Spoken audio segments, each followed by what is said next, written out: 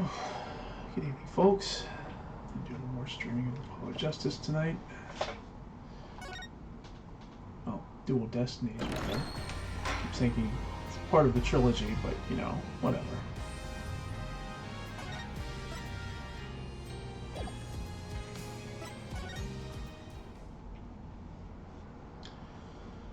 So we finished up the investigation last time, and now we're going to start in on the trial. And let's see how this goes.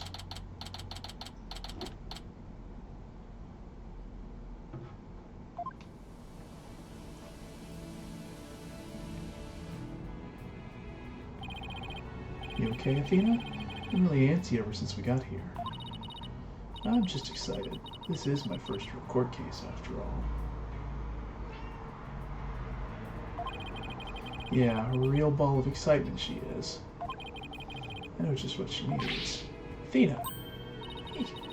Ever learned about indoor and outdoor voices? Just trying to show you the best way to relieve your pre-trial jitters. By scaring the daylights out of me? No, I find that shouting, "I'm fine," in a loud voice really relieves stress. It's part of my Cords of Steel voice workout, and a must before every trial. You want me to shout? Here? That's right. Here, I'll go first, then you try. I'm Apollo Justice, and I'm fine. So, see, Apollo hasn't really changed much at this point. Alright, I'm Athena Sykes. I'm fine. I think that actually worked. I thought it might help. Always works for me. An old friend of mine from junior high and I say it all the time. I see. Proven remedy to calm the soul. I like it. Hey, how about we finish off with a race around the courthouse? The point is to relieve stress, not get totally exhausted. What's all the racket, you two? Ah, Mr. Wright. Just a little voice workout. Hey, what's with the suit? Oh, this? I was thinking about getting my attorney's badge back, that's all. That's all? That's huge news. Why now? I have a feeling I'll be needed in the courtroom again sometime soon. We can talk about that another time. No fair, inquiring minds want to know. But wow. So used to him in his usual laid-back clothes. The suit makes him look like $1 million. By the way, have you heard about the prosecutor assigned to this case? Yeah, he's serving time, but before that, he was a prosecutor. He also uses psychology. That's right, I've heard the rumors about how he was back before his conviction. Using the power of suggestion, he could make even the most stalwart defendants confess. Psychology in the courtroom. I've been hearing a lot about that lately. So he must be a pretty scary guy, considering he's a prison inmate and all. So they say. They also say he'll cut you down if you talk too much. Maybe it's gonna be bad news.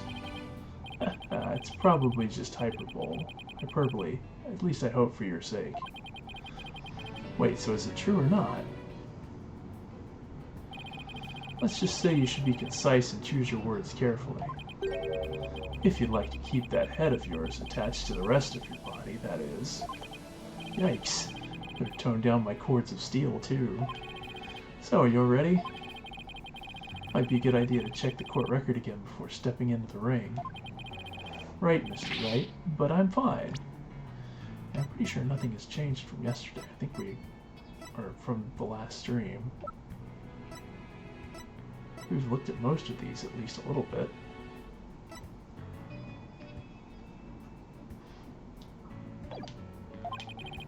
I'll be watching from the gallery. Good luck. Thanks. Okay, let's do this. Odds of pulling this off are ridiculously low, but that's nothing new. Believe in a client, seek the truth, that's all we can do. Hey there, Mayor Tenma, here comes justice.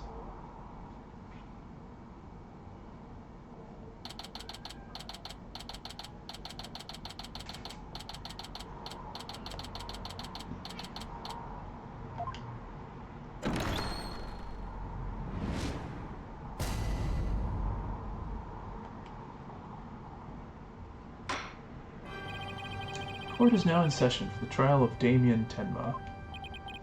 Follow Justice, defense team leader. It's ready, Your Honor. I know that big booming voice anywhere. As chipper as ever, eh, Mr. Justice? Who is the young lady next to you? I'm Athena Sykes, Mr. Justice's junior partner, fresh out of law school. Well now, full of beans too, eh? Excellent. Makes an old man feel young again. Now for the prosecution. Appears the prosecution's not ready yet. Never fear, for I shall explain. It's just a minor procedural complication, Your Honor. The prosecutor for this case is being escorted from prison as we speak. Prison? Oh, yes, of course. I almost forgot that he is currently serving time.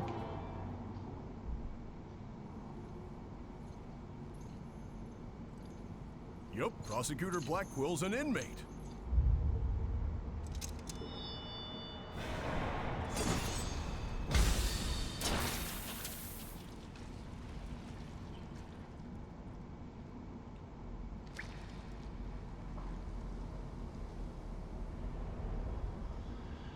Well, this doesn't bode well.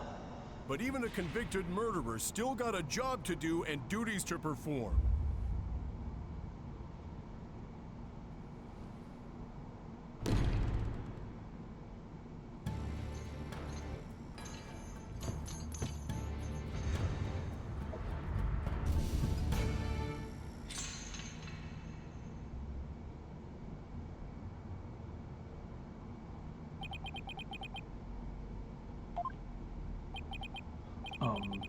Who's that with his back to us over there? That's him, I'm sure of it. Prosecutor Blackwell. Is the prosecution ready?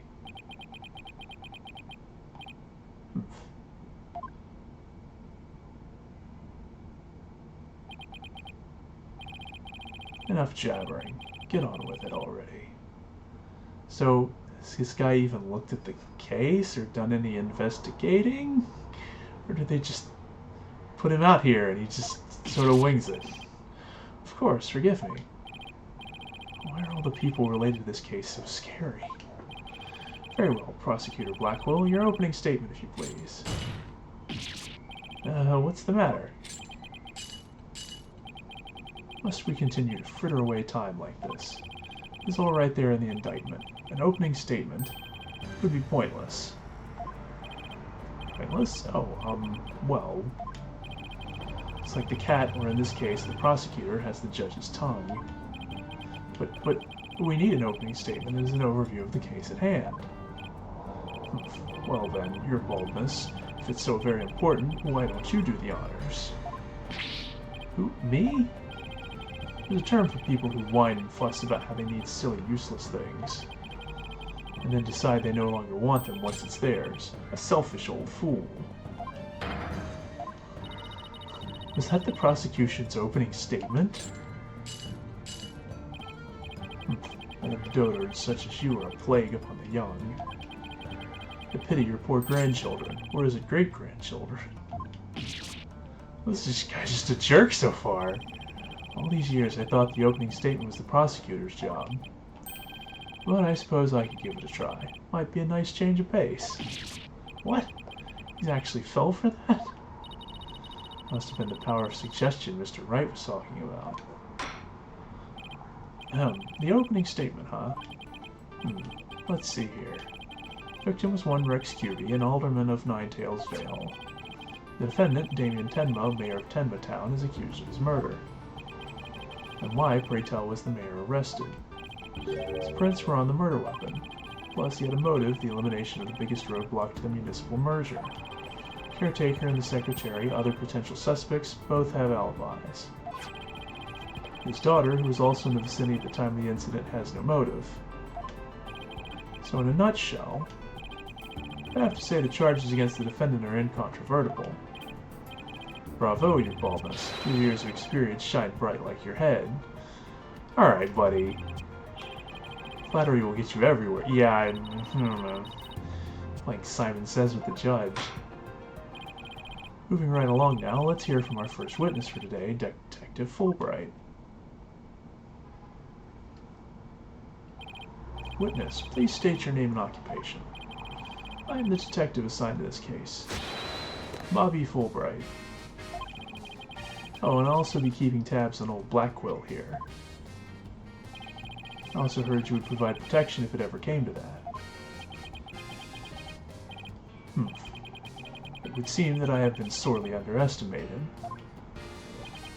Wait, who's protecting who from what? Still, I truly believe anyone can turn their life around, even old Blackquill here. Fulbright. Save your platitudes for funerals. Get on with your statement. That's the spirit. Justice must be swift and true. I see it in your eyes. There is hope for your rehabilitation and return to society. I will never give up on you. Prosecutor Blackquill doesn't seem to intimidate Detective Fulbright. Oh, you know what they say, ignorance is bliss. Oh, so that's why Detective Fulbright was assigned to Blackquill. He's so oblivious. Now, let's have your first statement, Detective Fulbright. You got it. First, I'd like to say the defense that justice will ultimately prevail. Alright, buddy.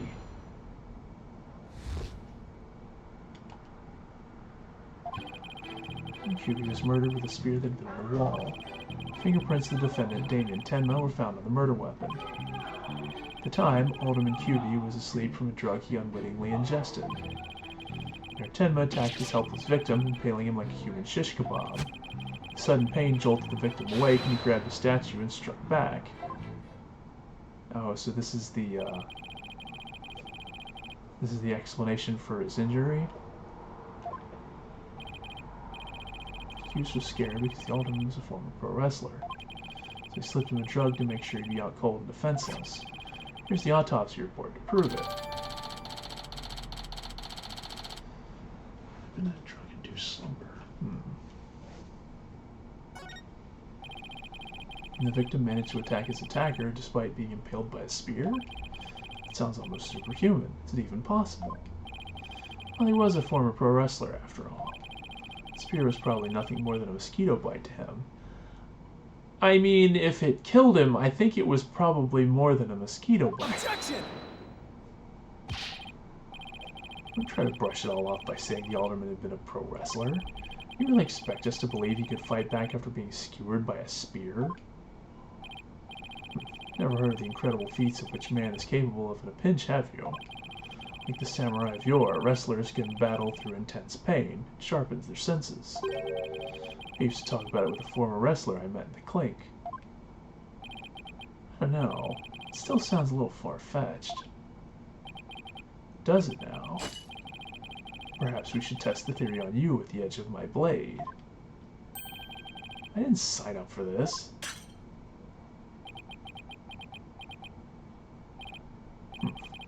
And so your life is spared, for now.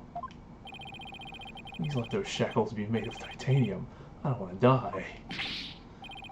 My investigations are as thorough as they are foolproof, or my name isn't Fulbright. I vow to resign immediately if I ever make a false arrest. Hugh's prints were on the weapon, and he's the one person without an alibi. Quite decisive evidence, wouldn't you agree, your baldness? Defendant is sounding guiltier by the minute. He has the judge leaning toward a guilty verdict, and the trial's just barely begun. What's more, a curious rumor about the accused is making the rounds. They say he seeks the merger for the purpose of freeing Tenma Taro from his imprisonment. Truth be told, I can think of no real reason to show interest in that backwards bird. Perhaps he's a complete nutter and really does seek to release an imaginary demon. Either way, he is raving mad and more than capable of murdering the alderman. Hey, it was a strange one, all right. I heard he went to a blood drive, but instead of donating, he tried to make a withdrawal.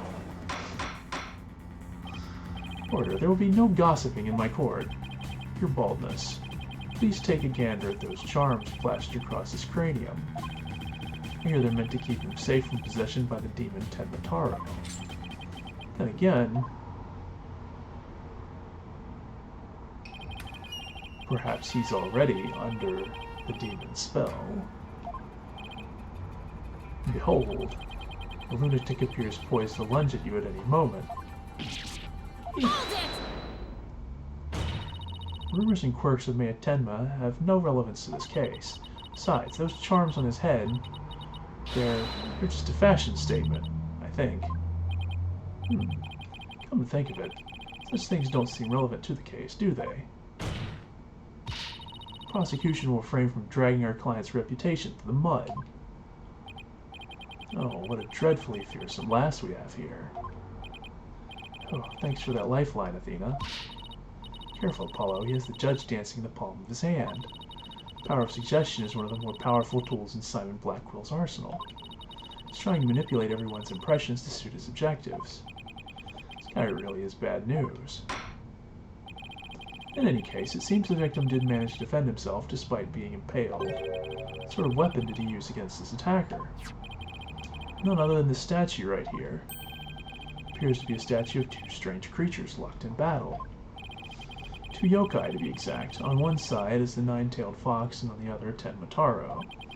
Quite interesting, if you think about it. It's as though this very case were rendered in art.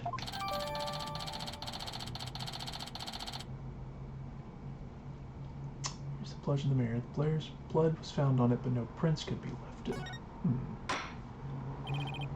Mr. Justice, you may proceed with your cross-examination.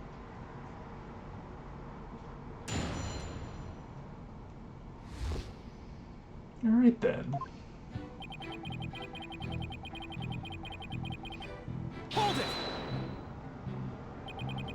So those weapons on the wall of the Fox Chamber, I presume those are real. Do you think keeping real weapons around like that is rather dangerous? No matter what he collected, the alderman insisted it be the real deal. For instance, he had a real demon's club in his possession. Apparently one of his ancestors claimed it after defeating a demon in battle. But that's gotta be an old wives' tale. Alderman had pure, unadulterated justice flowing in his veins. Whatever he did it right. We've lost a real champion of justice in his death. Why is he holding his nose? Nothing but claptrap and balderdash, if you ask me. Now stop your bleeding and tell us about the weapon. Your wish is my command. Fingerprints of the defendant, Damien Tenma, were found on the murder weapon. Hold it! Doesn't make sense if you think about it. Prints could be easily wiped off. You do have a point there. I'd venture to say he did not wipe off the prints because he could not.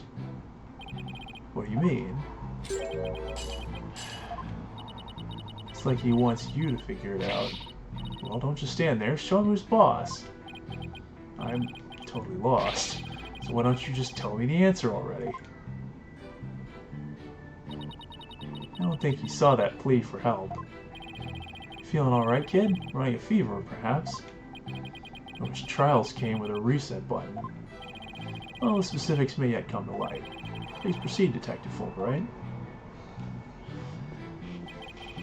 At the time, Alderman Curie was asleep from drinking when living ingested. Hold it! Come to think of it, the coffee cup was found on the floor. Was the sedative in his coffee? Bingo. We found traces of a sleeping agent all over the inside of the cup.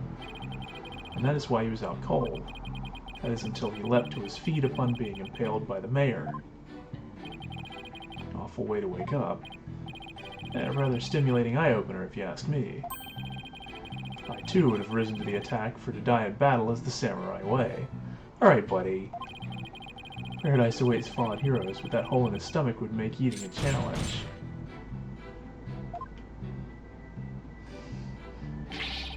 Prosecutor Blackwell, please, those morbid jokes of yours have no place in this court. Says the jester and detectives guys. Moving right along. Mayor Tenma attacked his helpless victim, impaling him like a human shish kebab. So the alderman was drugged because he was really strong. Did you see those rock-hard muscles of his? I'm surprised the spear even managed to pierce that armor like musculature. It's not really how muscles work, but okay. Well, he did look pretty buff, even in that suit he had on. Quite a difference when compared with a yellow belly like you. Yellow belly? Who even says that anymore? Yeah, and the color's all wrong, too. Well, I know. How about a squishy red tomato? I move to strike both of your comments from the record. Mr. Justice's character is not the issue here. Now let's get back to what happened after the far more muscular alderman was impaled. Well, your average person would likely have died on the spot. The sudden pain jolted the victim awake, and he grabbed the statue and struck back. Hold it! Could he really have attacked his attacker after being impaled with that huge spear? Absolutely. After all, he was once a pro wrestler. The injustice of being drugged and speared was answered with a righteous counterattack. But does being a former pro wrestler make him superhuman? Absolutely. After all, he was one of the good guys, like a superhero on the side of Alright. It's not how that works, but... Objection! You need to lay off the comic books, detective. We're talking about real life here. Sorry, Delphine.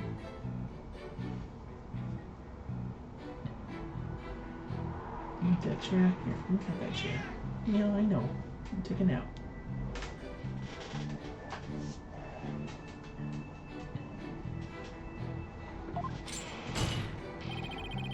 Setting aside the half-wit's flights of fancy, the fact is this. The court-ordered post-mortem concluded the victim moved after his skewering.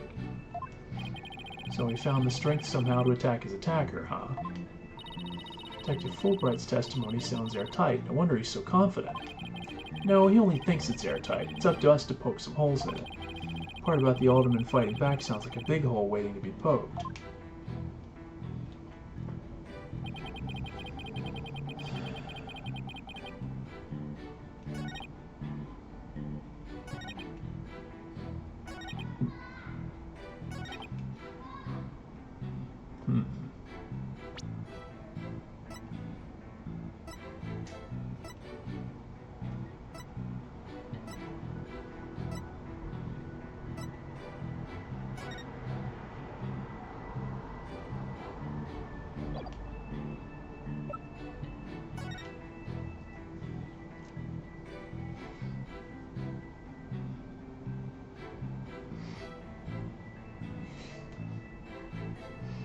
Well, I mean, the obvious problem with this is that if he had been struck back, then he would be, you know, they would be next to each other, instead of the mayor being, like, in a chair several feet away.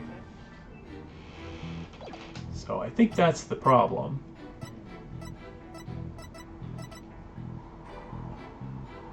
Drug-induced slumber. Yeah. Objection!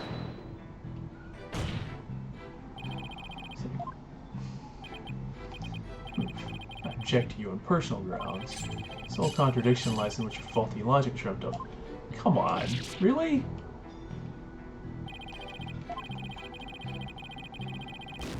Maybe it was the statement after that one.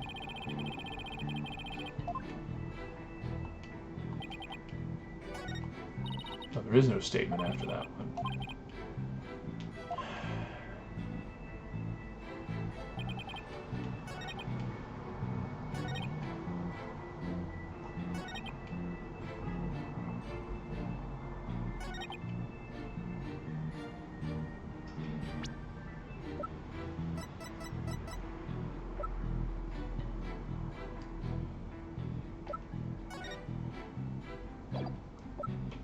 Oh, there's no prints on it.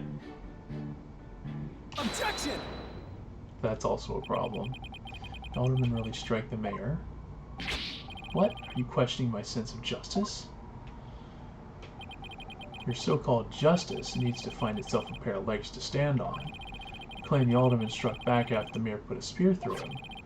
The statue he supposedly used to defend himself creates a major hole in your theory. It would appear the defense has a counter-argument.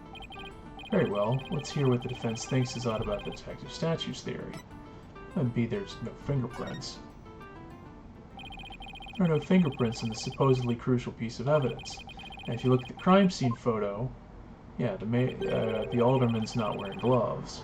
I believe he's quite gloveless indeed. If he touched the statue with his bare hands, he should have left some fingerprints. Detective Fulbright, you did take that into account during your investigation, didn't you? This can't be happening. Did I arrest the wrong man? I mean... yes, probably, but not just for that reason. I feel like there are other issues. Like the whole thing with him being in a chair several feet away. Instead of, you know... like, we also found that statue next to the chair. So after beating with it, did the alderman, like, chuck the statue over there? What happened? Knocked Detective Fulbright off his high horse. Well, that's just 1 point in our favor. Who do you suppose clubbed the mayor if it wasn't the alderman? Well, if it wasn't the alderman, that means someone else must have clubbed... oh, yes, thank you, Apollo. Third party in the Fox Chamber. And this could be the big break we've been looking for. There does seem to be a hole in the prosecution's argument. Prosecutor Blackwell, would you care to respond to the defense's assertion? The least you could do is look at me while you're being dismissive. Your mind is as dull as an unhoned blade, Justice Dono. Justice Dono? He's been watching too many samurai flicks. It'd take far more than that to cut down Simon Blackwell. Whelp such as you has no hope against my superior swordsmanship. This is a trial, not a sword fight, Prosecutor Blackwell. There's a perfectly good explanation for the lack of prints on the statue. You might recall that blood-stained cloth found at the scene of the crime. It just so happens, the blood was the mayor's. So, what are you getting at? Oh, in your mind, boy, why was there blood on that cloth? Solve that riddle, and you shall see that the hole you thought you found is but an illusion. Let's see, how was that cloth used? Well, this is not the case. This is likely not the case. I mean, this doesn't make sense. I don't know why this would be done. I guess this is the only thing? Wrap the statue in the cloth? In short, he wasn't touching the statue directly when he used it to strike back at the mayor.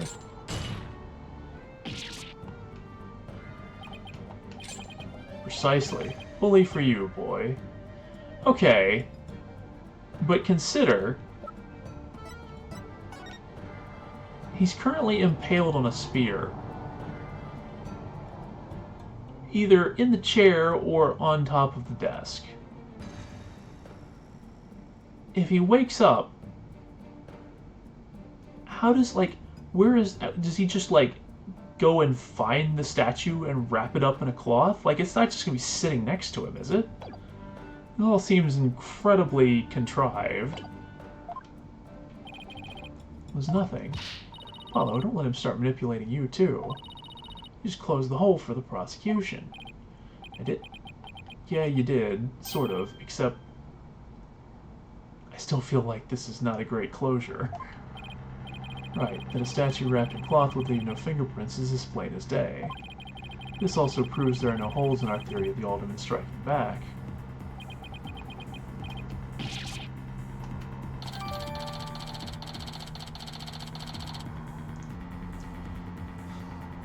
I mean, this is also an assumption made that only is currently being used because it explains the lack of fingerprints. There are other reasons you could have, you know, like if somebody else was using it. You see how dull your mind is. I'll make sure to sharpen it next time. A particularly frightening inmate once told me that he always tenderly honed his blades before he went to work, like the samurai of yore. Samurai? Sounds more like a homicidal maniac to me. Actually, he was working in the prison kitchen at the time. Wait, so the inmate was a murdering samurai prison chef? It seemed that the victim and his killer were the only ones there after all. It's kind of attached to that hole. Now what? Apollo, I just thought of something. They didn't find anyone's fingerprints on the statue. Who's to say someone other than the alderman didn't hit them? Yeah, you know, that's what I was saying.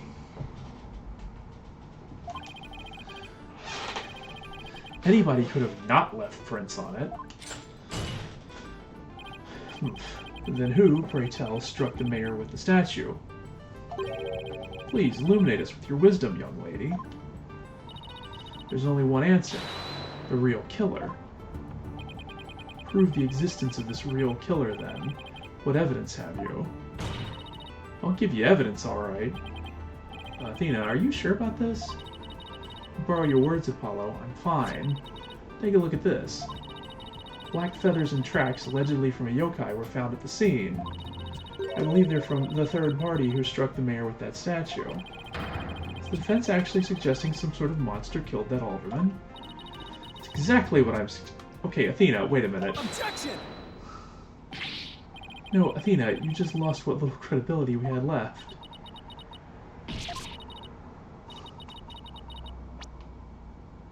No, she just yelled out, ah. Sorry, I guess I got carried away. Mr. Justice, we've no time to deal with objections between members of the defense. Sorry, Your Honor. It's just this kid's still, well, a kid. Ouch. Me? I'm reporting this to Mr. Wright. So, is this court to believe the feathers and tracks are from a yokai, as you put it? No, Your Honor. I believe they are a fabrication. The real killer wants us to believe some sort of monster murdered the alderman. Interesting. And why do you suppose the killer would do that? Why indeed? Mr. Justice, you seem as new to this as your partner is. Ouch. This I'm not reporting to Mr. Wright. Boy, fool Bright. Explain to his baldness what these brats are missing. You know, the who and why behind those feathers and tracks. What? You mean you can explain all that? Our investigative prowess is without equal. Starting to think I chose the wrong profession. Very well, let's hear about these so-called yokai feathers and tracks.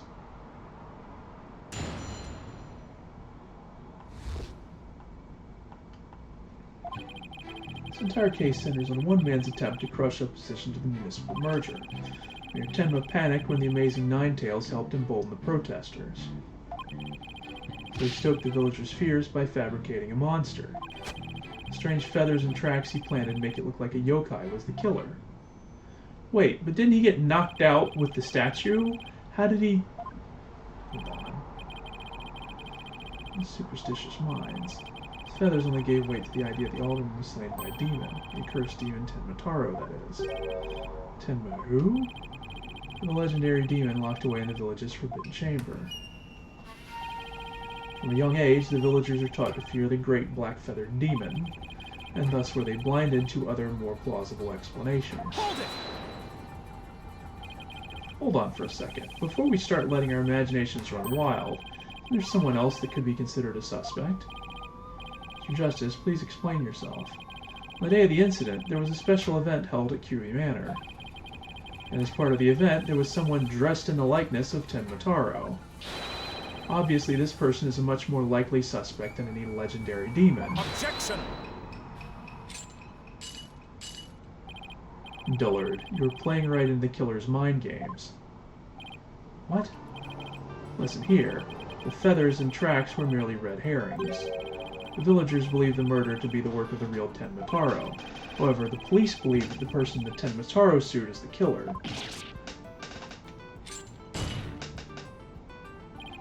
The defendant sought to sow this confusion in order to deflect blame away from himself. However, he was knocked unconscious by the alderman, and thus our mentally deficient mayor was caught red-handed at the scene of the crime. Objection!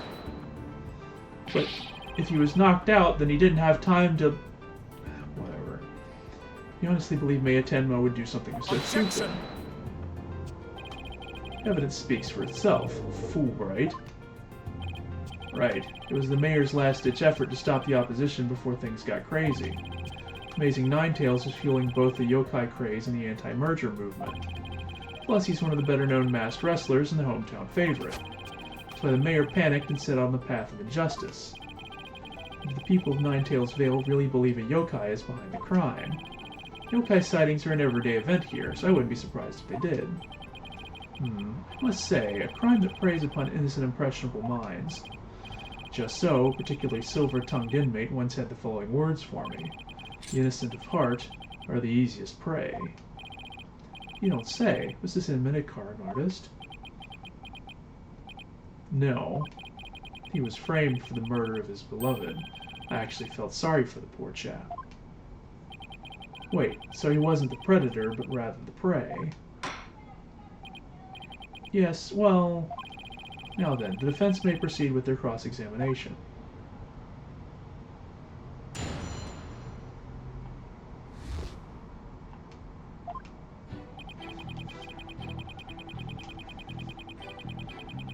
Hold it!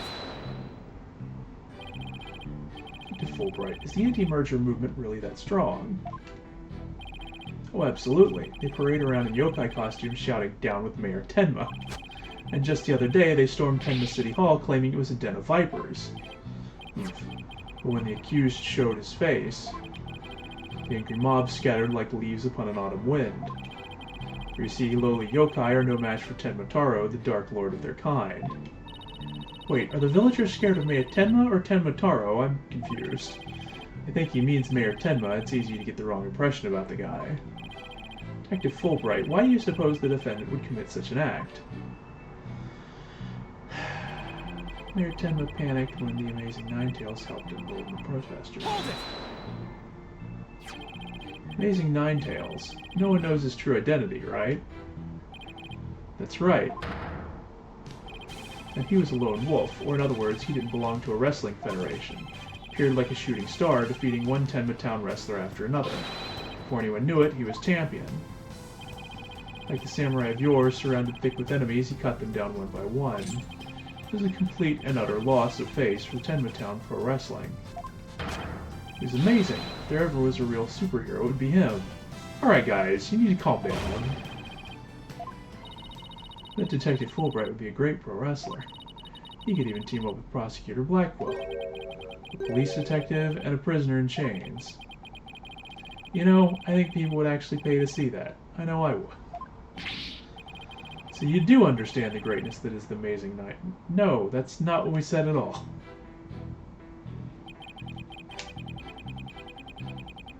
Hold it! The murder and yokai evidence really stoked the villagers' fears. Absolutely, an immediate effect. Presumed return of the dreaded Tenma Taro has them shaking in their boots. Oh my, is it really that bad? That superstitious lot. It's as if Jack the Ripper had been set loose in their village. The mere thought of that demon lurking about is enough to spark a mass exodus. I see. That's a very persuasive argument. The mere thought of his honor buying into Simon the Psycho Slasher's words makes me want to spark my own exodus out of the courtroom right about now. So you see, there can be only one reason why... Okay.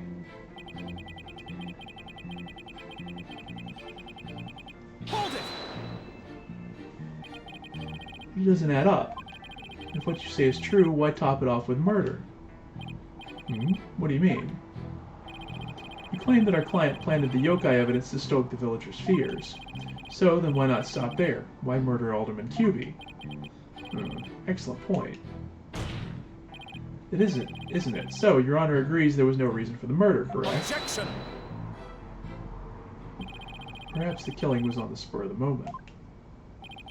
You're saying it wasn't premeditated? From the outset, I had no intention of paying heed to any of your babble. However, the fact is, the mayor made a startling discovery. Startling discovery? Why don't I like the sound of that? Alderman Cuby's secret identity. Hollow. I think Prosecutor Blackwell has figured out the Alderman's secret identity. But even if he has, why would it be a motive for the mayor to commit murder? This is not good. This patch of fur was discovered at the crime scene. It's from the mask worn by the Amazing Ninetales. Therefore, we can conclude that this mask was at the crime scene.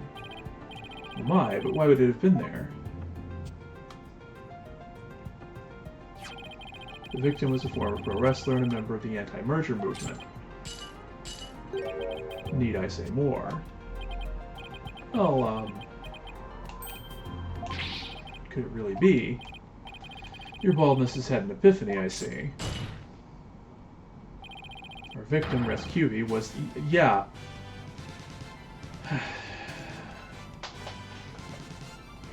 I mean, at this point, I had started to expect that there would be some kind of twist where he wasn't, but yeah.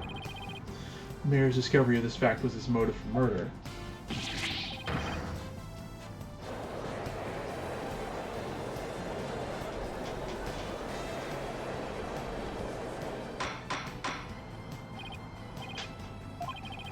A shocking development. A motive clearer than crystal clear.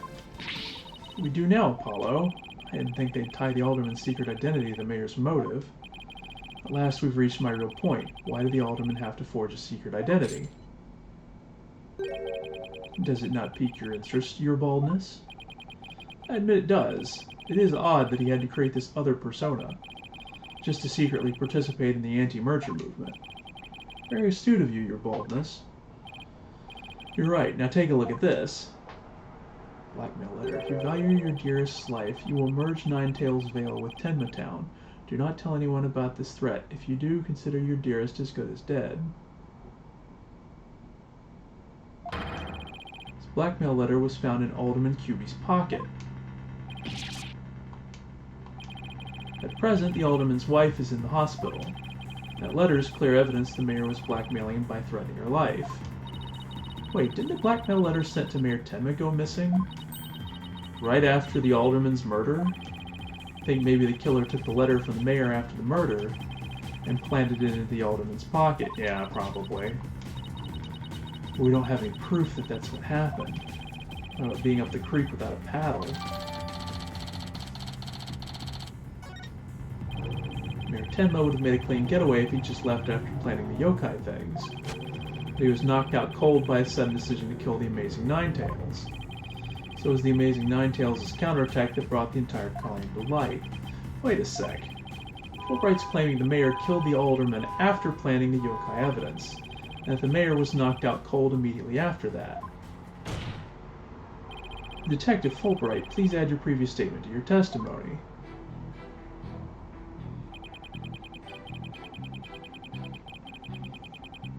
Hold it! So let me get this straight. You believe the mayor planted the yokai evidence before the murder, not after? Absolutely, and then he was knocked out cold by the alderman's last punch. Wouldn't have had a chance to plant the evidence after that. Something's not right here. Hard to believe that a stiff, humorless man like the mayor could be behind such a stunt. To do something, Apollo, before they pin it all on the mayor. And we're going to need to prove that Mayor Tenma didn't plant that yokai stuff. Well, it's got to be this new statement at the end here.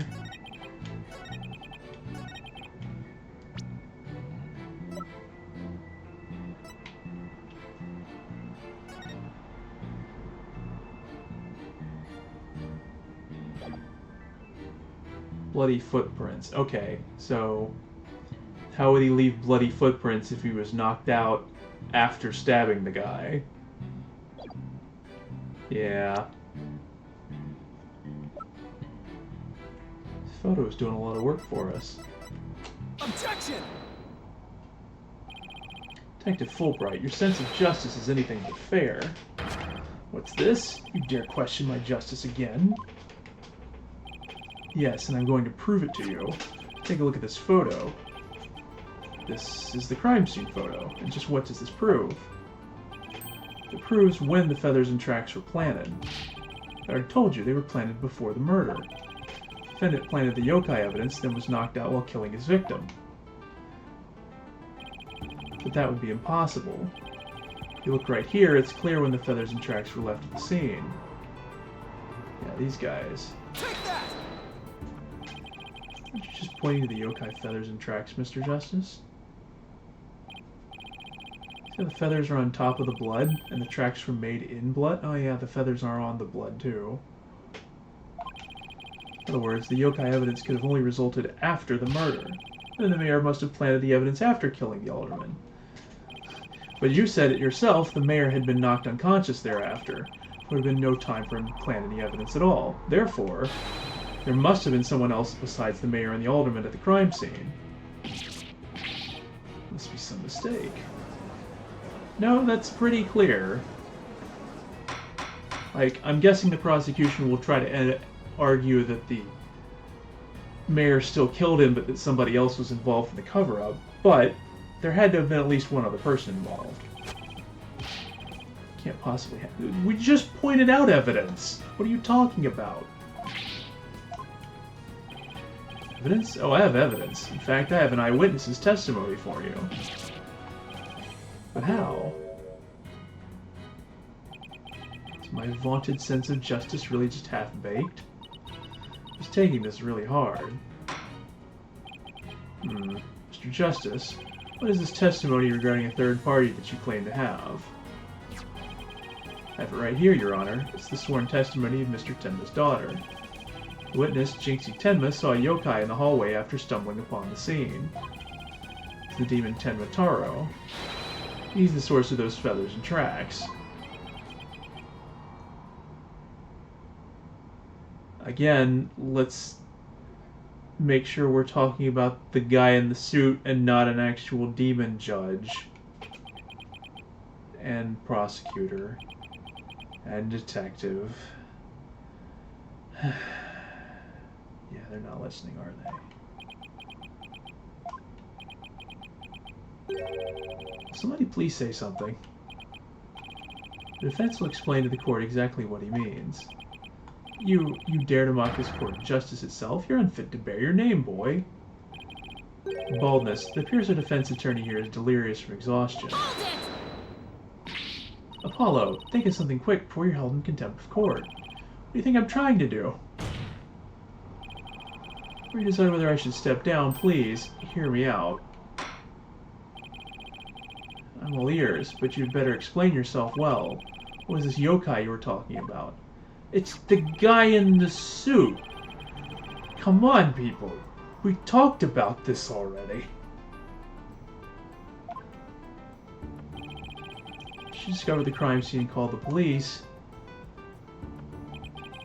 She came around a corner in the hall. It was around here. She saw Tenma Taro fleeing toward the foyer. Defense asserts that whoever is impersonating... Yeah, thank you! Impersonating this monster is the one who left those feathers and tracks behind, intentionally or otherwise. How incredibly unjust. Why haven't I heard about this before? That's just proved it was someone else, so the mayor isn't the killer. Is it all set up? The prosecutor is a convicted felon after all. The momentum has shifted in our favor. Thank you. I was really starting to get concerned for a moment there that people thought I was trying to argue that an actual monster killed the guy. Let's keep it that way. Objection!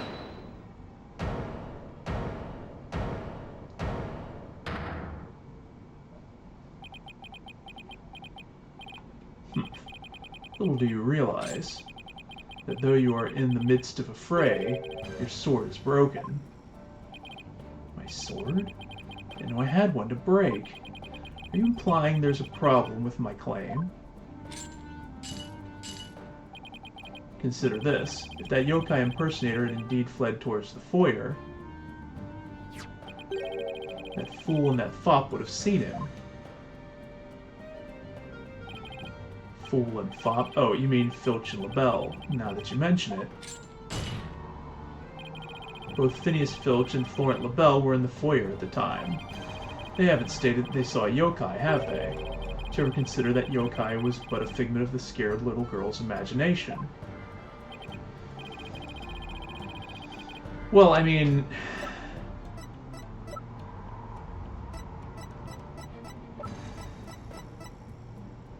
I feel like there's at least one possible explanation given that there was a TV in the guardsman's room.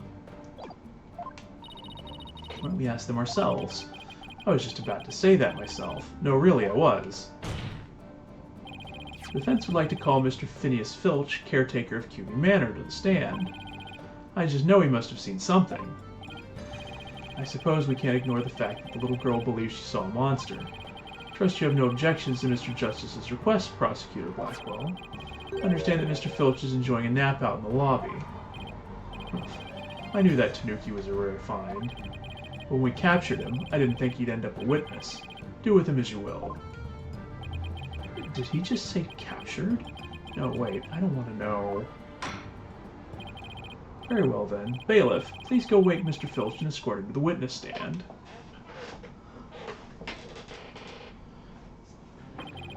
The witness state his name and occupation, please.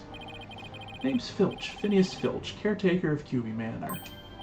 Oh, and this is for you, your lordship. Just a little something I thought you might like. Oh my, what a fabulous pair of shoes. And your honor will do just fine, Mr. Filch. Ugh, it's those shoes again. Don't they belong to Detective Fulbright? Don't tell me Filch stole them again. Off of his feet? While he was wearing them? What? But they seem awfully expensive. Yep, too expensive for me, but I reckon they'd be perfect for someone like your honorship. It's a kind gesture, but legal ethics dictate I can't accept such gifts. Oh, ethics, smethics. Just take them if you want them. Polish them up real nice for you, too. I'm sorry about the shoes, Mr. Filch, but I will accept your testimony. The court would like to hear whether you saw Tenmataro in the foyer after the murder.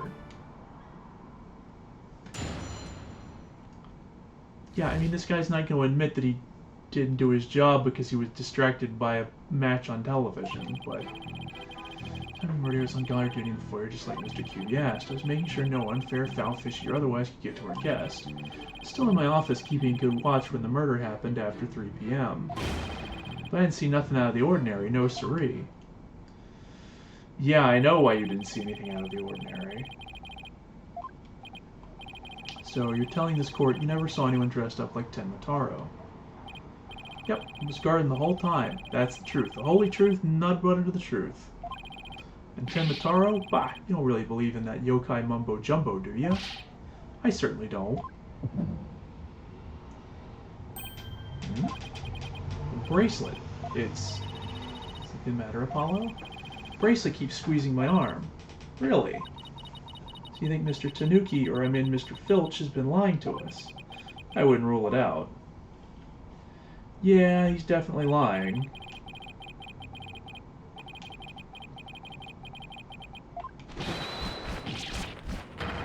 Yeah, what in the... What's a hawk doing in here?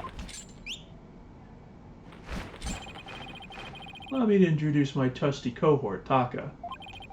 Seems to have taken quite a liking to the courthouse. Made it his new home, in fact. He doesn't live with you, you know, in jail? Who's ever heard of a courthouse bird? Taka simply loathes trickery and fraud. That queer power of yours seems to have offended my dear bosom buzzard. Isn't it some sort of trick or... Ah! Be able to spot squat like this. What the heck's going on around here? Run for the hills. No pets or other animals allowed in the courtroom. Okay. That's pretty funny. Somebody help! Oh, he's merely having a bit of sport. He won't harm you, save when truly famished. In that case, Prosecutor Blackquill, you will ensure your feathered friend is properly fed. Looks like we have to do this the old-fashioned way. We'll be fine, I think. If there was someone dressed as Tenmataro there, Filch should have seen him. We just have to put our faith in Jinxie's statement for now.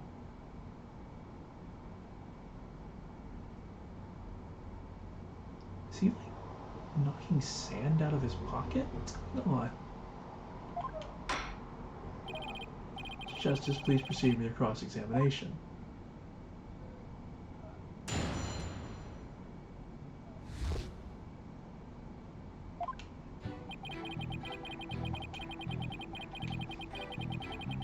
Hold it!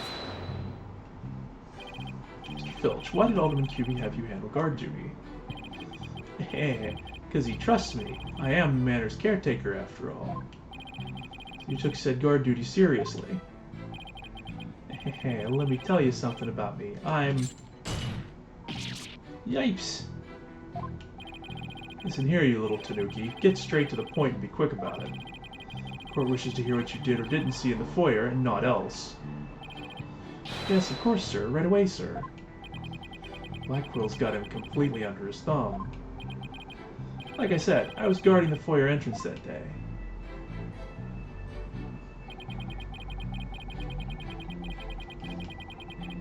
Hold it! So no one could get to him. Sounds like security was pretty tight. Uh-huh. The solution was to entrust the man of security to a thief? That's not even funny. Maybe it's a matter of stopping thieves by hiring one. After all, it takes one to know one. I don't know, it seems more like letting the fox guard the henhouse to me. So the witness testifies that he took his guard duty seriously. Yes, sir, your honorship, sir. I get the feeling like it wasn't that serious. Hold it! Did you really keep an eye on the foyer the entire time? Poor old Filchy. Been working hard my whole life. Maybe smeared by some greenhorn in his fancy schmancy suit and silly haircut. Sorry, Mr. Blackwell, sir. Didn't mean to get off subject there. Sheesh, Blackwell didn't even say anything. To answer your question, yes, I kept an eye. I know both of them, in fact, on the foyer. But I didn't see nothing out of the ordinary, no siree. Hold it! You described to the court who you would consider fishy-looking. It's not all fidgety and shifty-like, you know, like they're about to steal something. Like, say, you? He just described himself. Oh, Mr. Filch didn't see Tamataro. Maybe Jinxie only thinks she saw. No, Mr. Filch is lying. He's lying, we might be able to spot a contradiction in his testimony. Yeah, I think I have a pretty good idea.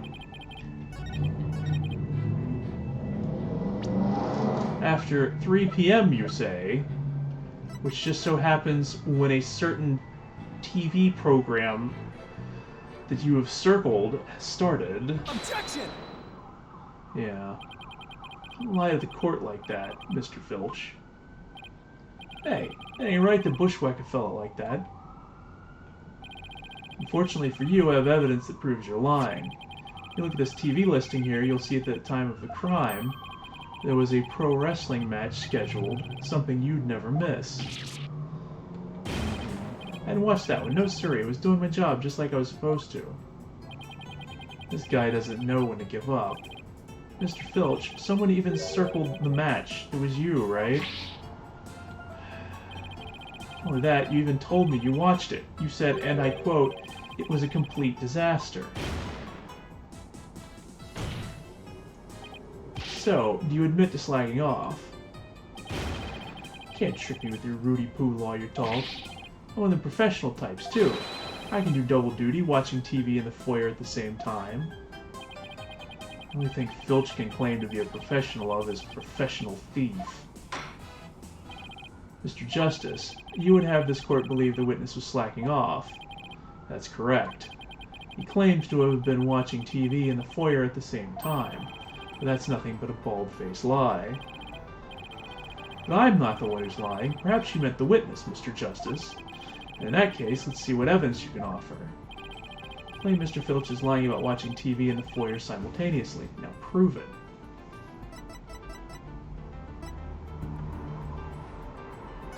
I mean, I'm guessing it's this because the seat and the TV are facing opposites. If he's sitting at the TV, he can't, like he's facing the opposite direction from the foyer where the stairs would have the actual killer coming down.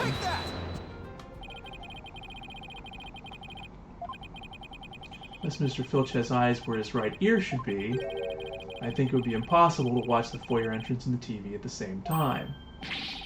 When watching TV, he could or couldn't possibly see the entrance. Exactly, and that means, Mr. Filch, you were slacking off and were not watching the foyer as you claim. Bags out of the cat. I mean, other way around.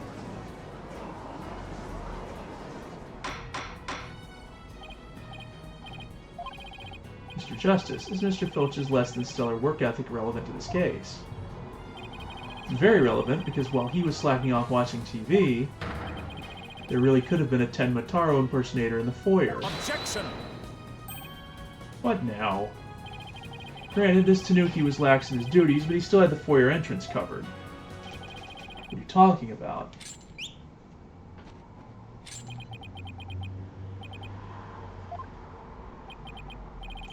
I'm not a mind reader. Auditory sense. His eyes may have been slacking off, but his ears were still hard at work. Right, Tanuki? They were. They were? Yes, they were. But you already admitted to slacking off. Now you say you weren't? My eyes might be lazy, but my ears ain't. I would have heard anyone in the foyer, eh? See, the foyer floor and stairway get all creaky squeaky when someone walks on them. Creak, creak, creak, loud enough to wake the dead, I reckon. So, you're saying you didn't hear anybody walk by. So who's a liar now, you no good shyster? A lying thief calling me a shyster. This has to be the low point of my fledgling career. And I hand it to you, Mr. Blackwell, sir. You really are something else, eh? I mean, you don't miss a thing. And them bags under your eyes, they're darker than mine. Fair warning, Mr. Filch. Taka is particularly fond of Tanuki. Should you lie to this court again, you may suddenly find yourself on the menu.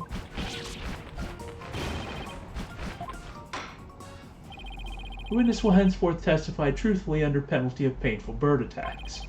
And with that in mind, the court requests that the witness revise his testimony accordingly. I am going to be right back.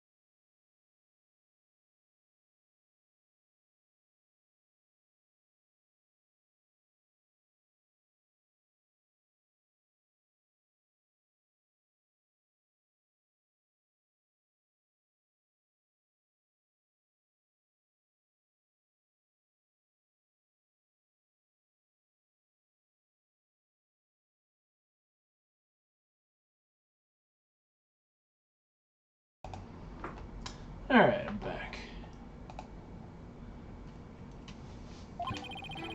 It's true, I was watching a pro wrestling match on the office TV. My eyes might have been slacking off my ears. They were working overtime. Of course, there's no squeaky squeaky. You know, you missed whistle walking by.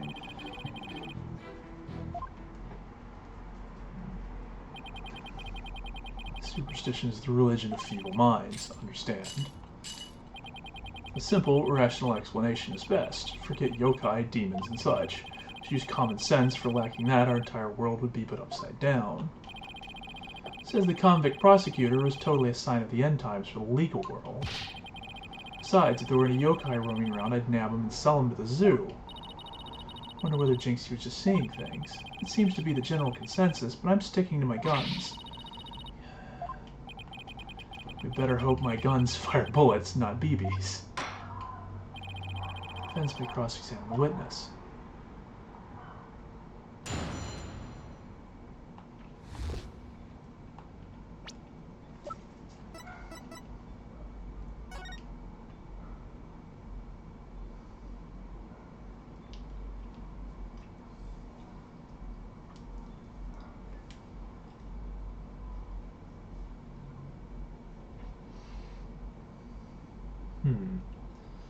He was also carrying a staff-like implement that jingled.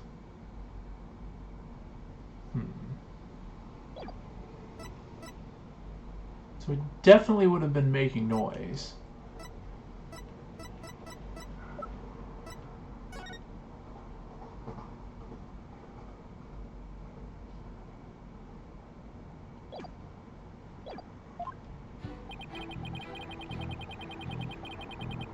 Hold it! You're paid for your work, aren't you? How do you justify watching TV on the job? Yeah, but you can't watch TV when you have visitors and there's no way to record stuff. You don't have a, like, VCR or something? If those are his only problems, he should consider himself lucky. Is pro wrestling serious business to Mr. Filch?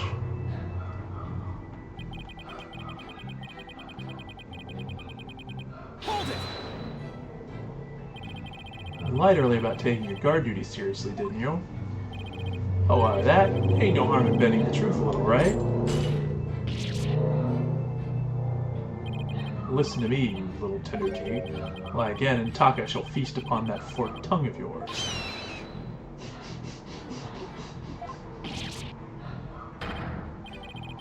Just let me keep my tongue. At least leave it until we get the truth out of him in any case. You were negligent in your duties, were you not? Yes, sir, I was sir, but it ain't like that. Before there's all creaky squeaky like, no way I would have missed someone walking by. Hold it! So you're pretty good ears, Mr. Filch. As good as they come, I'd say. Ain't nothing to hear a creaky floor. Plus, that Tenmataro makes a sound when he goes by. It's like a jingle How do you know that?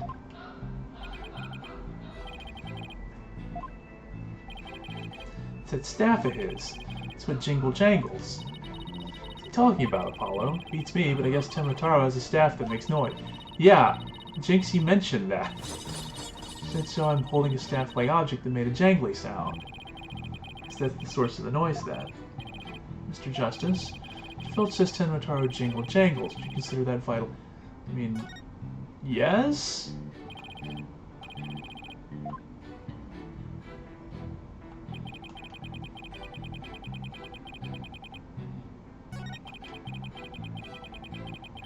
Hold it! Please tell the court, what did Jinxie see if it was not Tenmataro? She's always going on about seeing this yokai or that. Just an act of imagination, I reckon.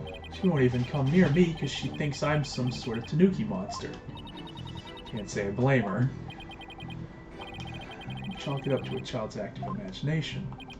Yep, no Tenmataro or anyone else got in or out of QB Manor on my watch. Apollo, what could this mean? You think Jinxie was just seeing things?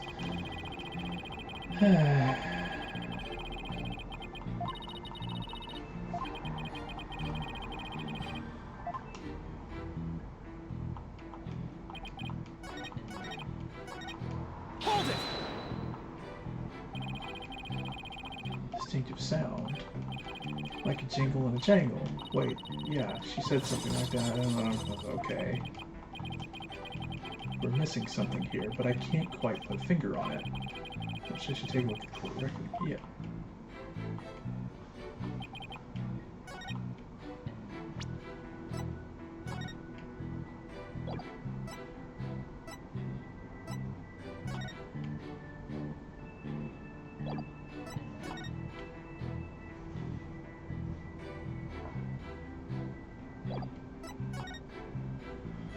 I mean, there's two things. One, instead of going down the stairs, he could have just jumped to the first floor, and then he wouldn't have been, you know, running down some creaky stairs, but he still would have had to get out of the foyer. So I don't think that's it. This is not really relevant.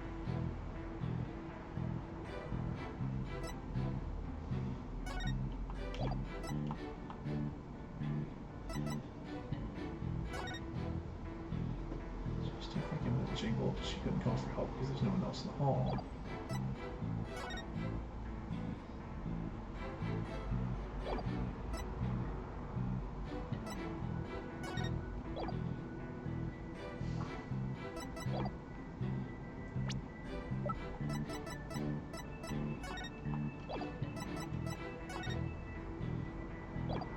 Objection!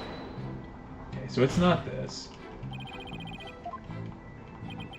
I guess the statements are not really contradictory, I suppose. But what does it mean?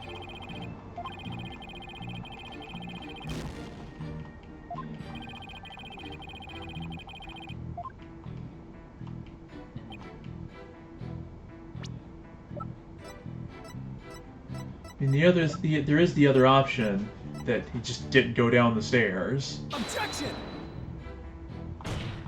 But that doesn't seem to be the explanation.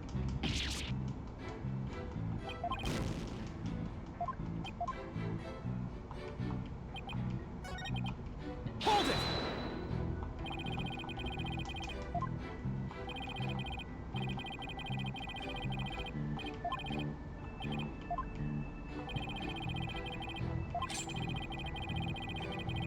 From across the building, the moment Fulbright dropped his wallet. True to his name, Filch filched it before less than Bright knew what happened. That's some scary good hearing. Wads of cash for expensive shoes on the pavement. Sounds like that don't get by old Filch's ears. Got years of practice, Maybe not to bring anything of value to the manor next time. The sound of shoes makes sense, but wads of cash? What does that sound like? Wait, it sounds like they need to hire somebody to take care of their caretaker.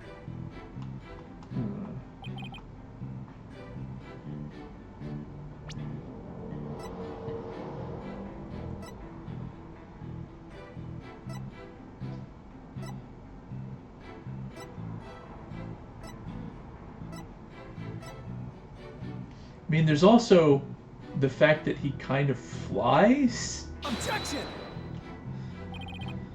But that is, your call knows no bounds. It's shocking, really. What's that supposed to mean? You stand there, brazenly objecting to perfectly factual statements. But does not see such shameless behavior that often. That would be for a shameless attorney, damn it.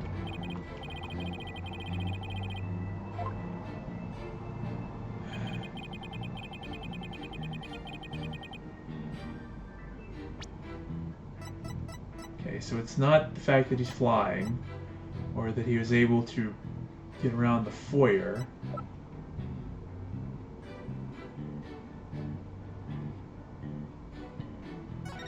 There's also the problem that if he was really running, he would have left more tracks other than just in that room.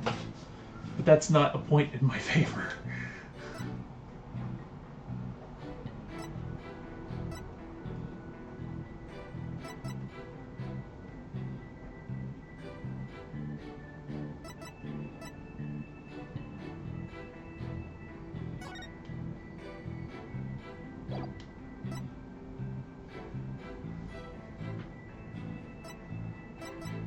The other thing I can think of is that the blow-by-blow commentary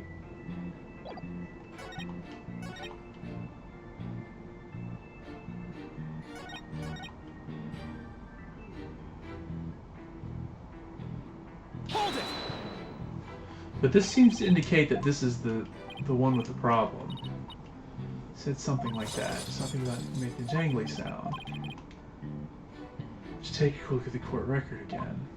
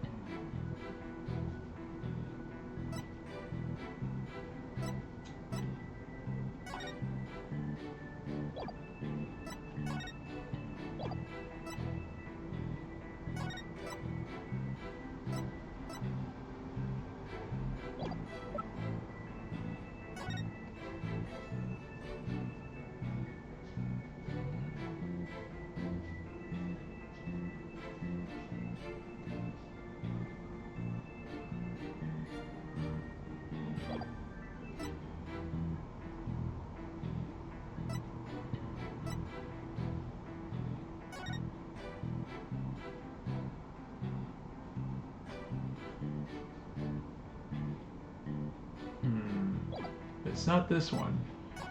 It's not this one.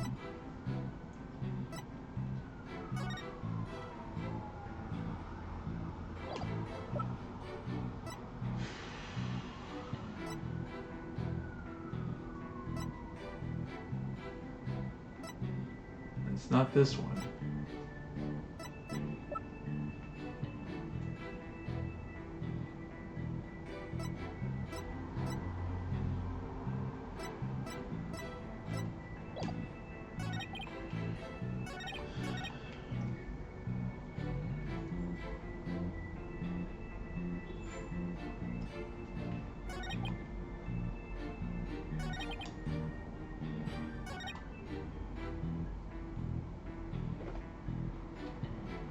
I'm pretty sure it's this one. I guess we can try using a console. There has to be a contradiction here somewhere. Shoot, I'm drawing a blank. The statement that I thought was a little strange, but I wouldn't bet my life on it. Which statement would that be, since I'm the one betting my life on it? Okay, if you must know, I'll show you the one I'm thinking of. Yeah, must be an inconsistency in the testimony she's pointing out. Click on jingle jangle. So it is this one. Which is what I thought. I just don't know what to present. Because there's...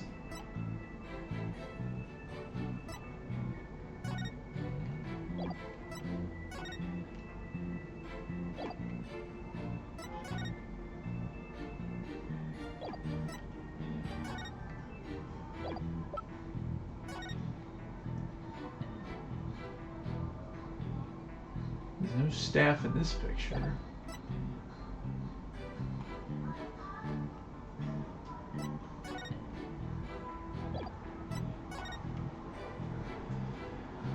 We already tried this one. We already tried this one.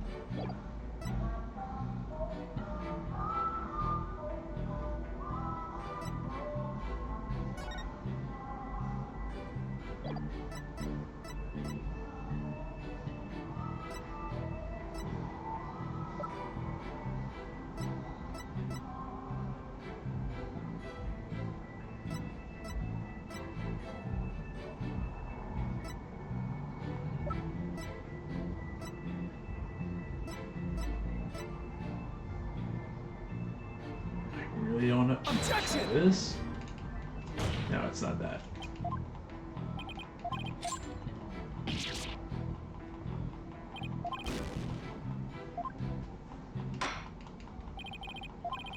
Yeah.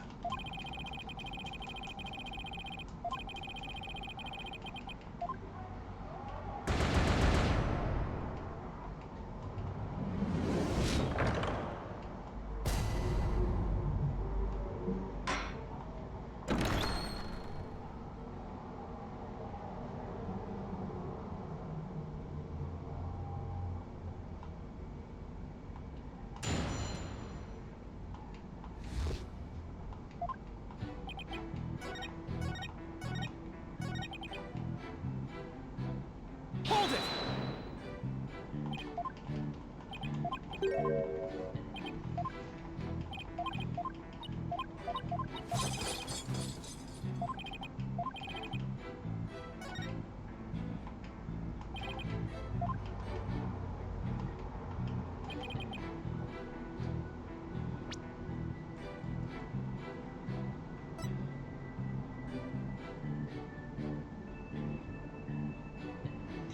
mean, I guess it could be this one because doesn't have a staff in this picture.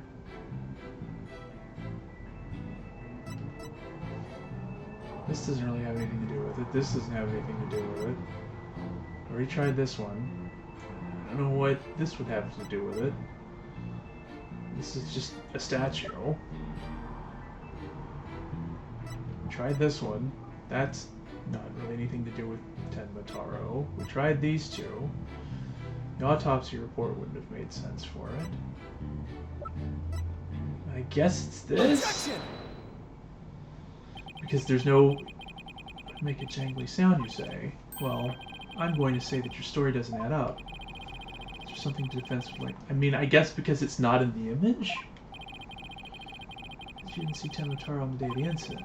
Why then did you assume just now that he would be holding us? Yeah, I guess that makes sense.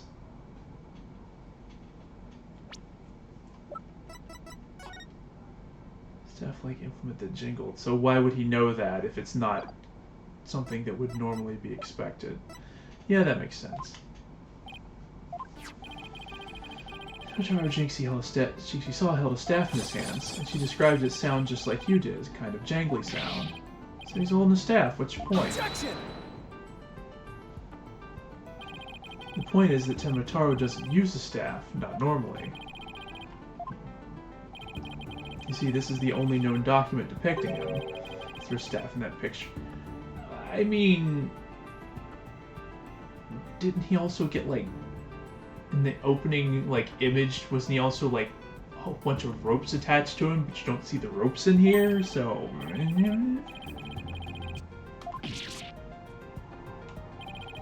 The question is, why does the witness think he uses a staff? I believe the answer will overturn the prosecution's case on the most basic level. Well now, this is getting interesting. It's time to show the court where you're going with this. Please tell the court why Mr. Filch believes Tenmataro carries a staff.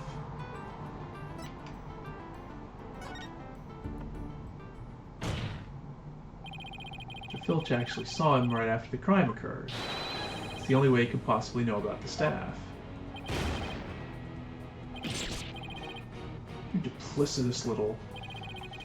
How'd that feel, Blackwell? It's so fun when you're on the receiving end of the blade, is it? Admit it, Mr. Filch. You did see him that day, didn't you? Well... Begging you, please don't make me say it. But clearly you did see him. Stop stalling and testify to that fact. No can do, no way, no how. Ain't got no idea how terrifying he can be. He? Mr. Filch still won't admit to seeing Tenmataro, even though everyone knows he did. The question now is, why? He's scared to death. Is that why he can't admit the truth? Come to think of it. You say you must not gaze upon him, but in the event that you do look, and then tell anyone what you saw, you will claim your soul. Oh. Superstition.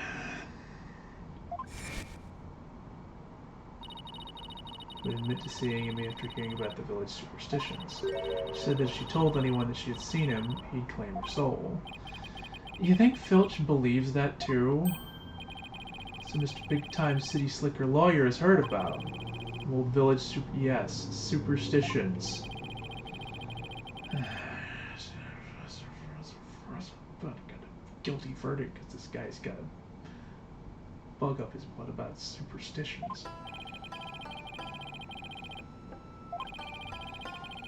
The reason our witness here can't admit the truth. The truth that he really did see Tenmataro. Aren't straight, that's why. Okay, if you admit that, then you basically are admitting that you're... Never mind. If you see him... Immediate departure from the village frame will bring up...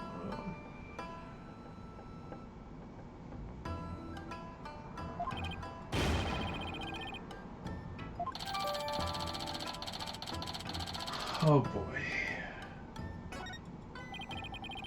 Clears up one mystery. Killer took advantage of the superstitions by wearing a Tenmataro costume. They knew that that way no one could talk about him, so it was as if he never existed. The defense holds that this Tenmataro impersonator is the true killer.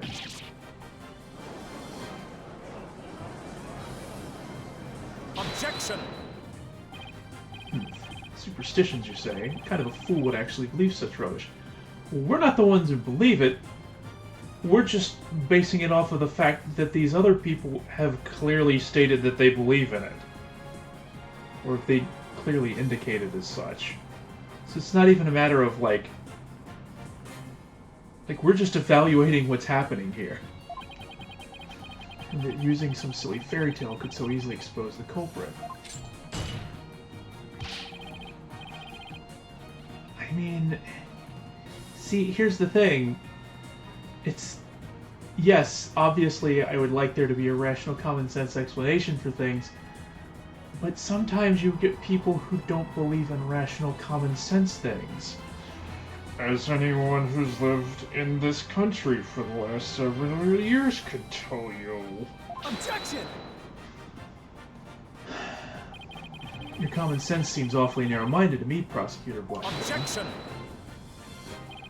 Try living in my world of narrow cells, mortal danger, and dark, sleepless nights. There's no lack of superstitions in the clink, but fewer of those who truly believe in them. Yeah. Objection! Well, this is a whole village of people who does. Yeah. Yeah, they buy into them. It's not a matter of whether or not they actually exist. It's the fact that the people who would be witnesses to the crime are not saying anything. It might not make you a believer, but it never mind.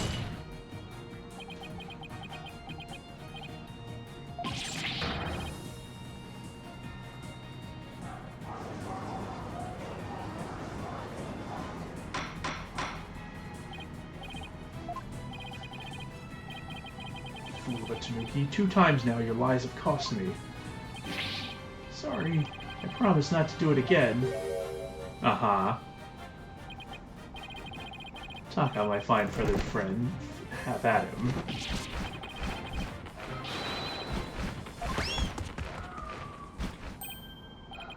He took off.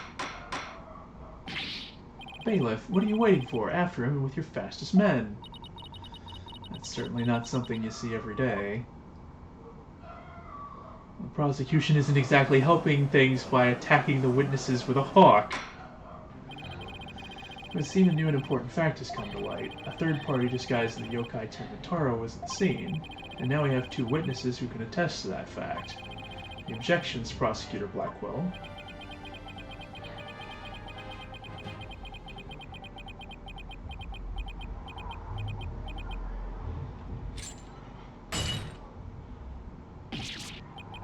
Uh-oh. What? Huh? His shackles.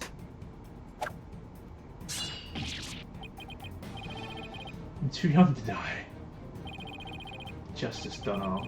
Long has it been since I've been forced to draw my blade. You'd best say your prayers.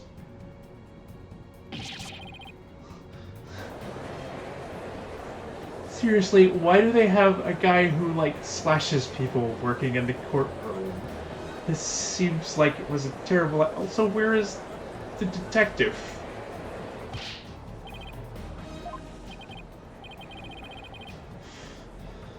Hey, buddy, you need to do something. That's not gonna help. Get going already before he kills us. I still...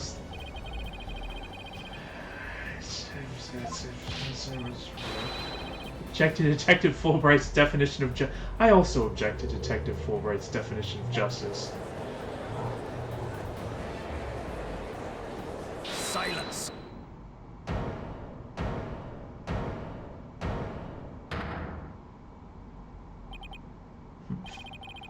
Not in the habit of cutting down unarmed cowards.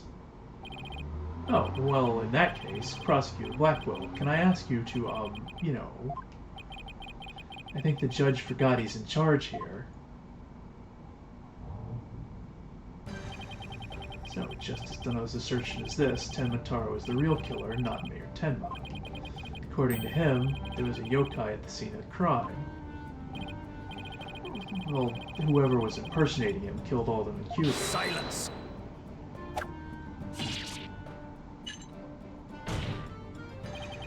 Care to explain why Jinxie, being the first to discover the murder, did not see your alleged killer yokai there in the Fox Chamber?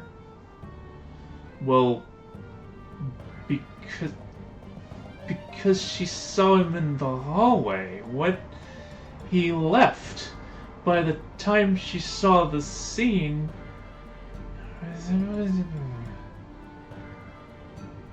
Oh, wait, hold on. After leaving the scene and calling the police. Okay, so she didn't see him when she first came onto the scene.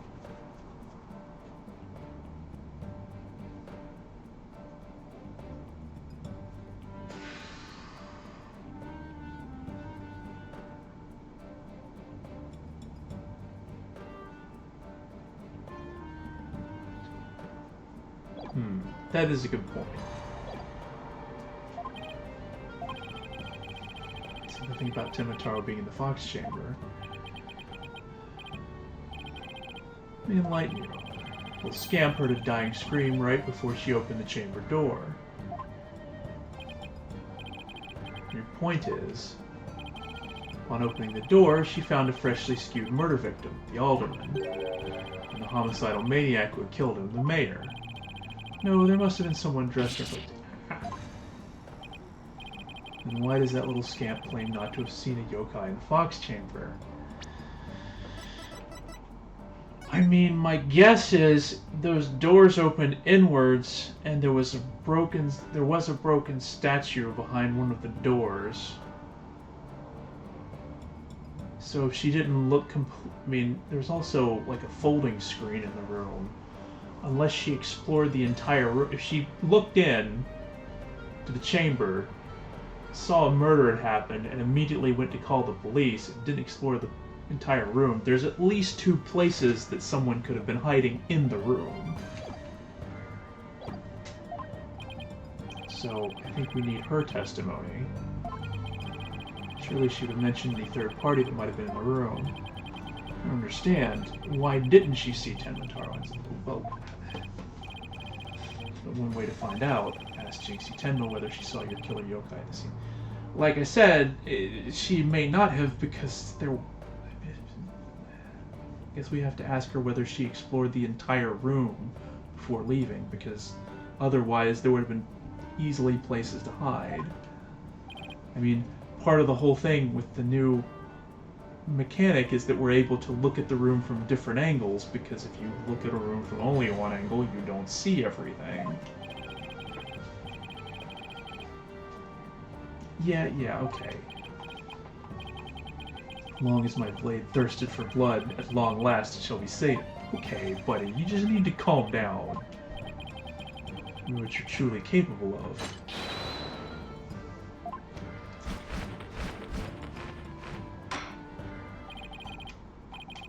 Both parties no doubt need some time to regroup, so the court will take a 10-minute recess in order to...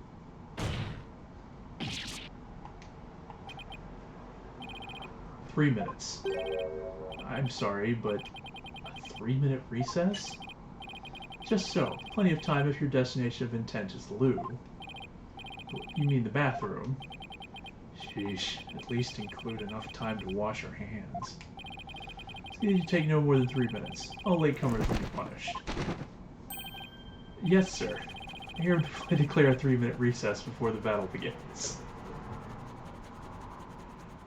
Alright, that is probably going to be the funniest image of this trial so far. Declare Prosecutor Blackwell the winner of this round of Simon Says. Doesn't bode well for us if the prosecutor is running the show, does it?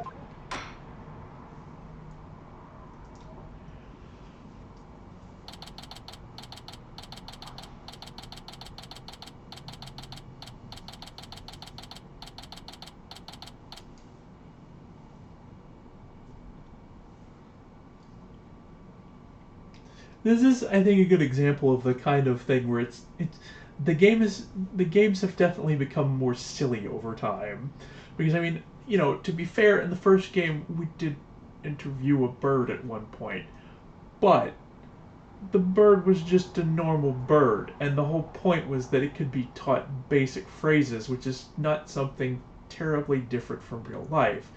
Whereas having a hawk that just flies around and lands on the judge's head and attacks random people, or not even random, attacks people on command in the courtroom, is a little bit ridiculous. Busted out of his shackles. Yeah, what was that all about? Guess they don't make shackles like they used to. Also, the fact that we've got a prosecutor who's a convict. Like, have they run out of prosecutors? What's going on here? Especially if you prove there was a Temataro impersonator. I mean, call Payne back in here. He was easy enough to dismantle. Have him run more cases. It'll make this game really easy. What's with that guy in the whole samurai act anyway? It's fine swordsmanship. That is no mere act. Mr. Justice, it's high time I challenge this jailhouse prosecutor to a... No. No. There have been enough silliness already today. Save the dueling until after we prove... Let's save the dueling until we're not dueling. Does anyone remember we're conducting a trial here? Athena, I'm gonna go wash up. Remember what Blackwell said, Apollo. Don't be late.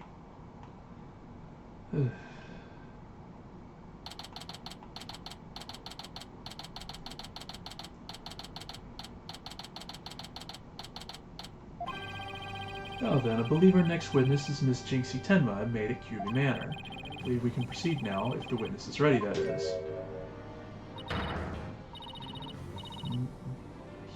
Leader of the 100 demons? He really does exist. Also, it's kind of funny that we're like seeing her reflection in it's a pretty good use of the plate. This one well-polished tray. Witness will show her face while in court, or her testimony will be inadmissible. What is it, my child? Begone, Nurarihyon, leader of the 100 demons. If you think I'm a yokai, well, I was once known as a judicial monster of sorts. Beast of the bar, the demon of due process, if you will. Alright, Judge. My charm has no effect. Demon of due process? I'm not sure I can see that one. Now, you little scamp. Trust you know why you're here. Bags. Bags? Oh, that tricksy tanuki. Try the noodle stand, and go enjoy a big bowl of tanuki tail noodles while you're at it. Everyone's a comedian. No, I mean your bags. The ones under your eyes. You must have trouble sleeping. Here, this charm will keep Azuki Arai away. Azuki-Arai? The yokai that washes Azuki beans? I think needing washing will be your father's neck before I take his head clean off. Azuki-Arai often keeps people up at night with the noise he makes washing beans. What? You stick this charm on your forehead, you won't hear him anymore. Why don't you just stick the charms over your ears so then you don't hear anything? Is that so? Well, thank you. Looks like Prosecutor Blackwell got more than he bargained for. Bad enough alone, but together those two are just plain creepy. Your testimony, if you please, Ms. Tenma. Specifically, whether or not you saw Tenma Taro when you discovered the crime scene.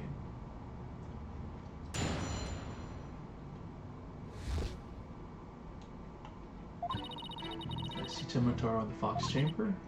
Well, when I opened the door, I saw, yes, now I remember. Yokai, right there in that room. So there was a yokai at the scene of the crime. Uh-huh. Lots and lots of them. What? More than one? You happen to be among them? I don't know. I just don't know. All I know is the room was... What? What are you talking about? Oh. I think I know what she's talking about. Some unexpected turn of events. Gone from no yokai to a flood of them. 3 specifically, and I think because we were looking in the room, like, wasn't there a group of them standing in the corner, and like one of them was like the woman with the really long neck? You would have this court listen to this delusional little scamp's testimony. I didn't do anything. Your Honor, I believe her memory is simply clouded by fear. A quick therapy session should ease her mind. With the court's permission, of course. What a fabulous idea. Please proceed, Miss Sykes. Does she know what you're doing, Athena? She's obviously not herself. The trauma of discovering that crime scene and fear of testifying have her dazed and confused. Regular ball of confusion. My analytical, psychology-based approach should be able to help. Any objections, Prosecutor Blackwell? Just going to let Miss Sykes proceed. It makes no difference to me. I mean, this is going to get her to, like, testify properly. I do like that so far this is just like, this isn't like, oh, we're going to find out the truth. No, we're just getting people to get over themselves. Too well, but I doubt we shall get any viable testimony. She'd better be better served by bearing witness to the sword skills I've forged in. Alright, whatever. Show you.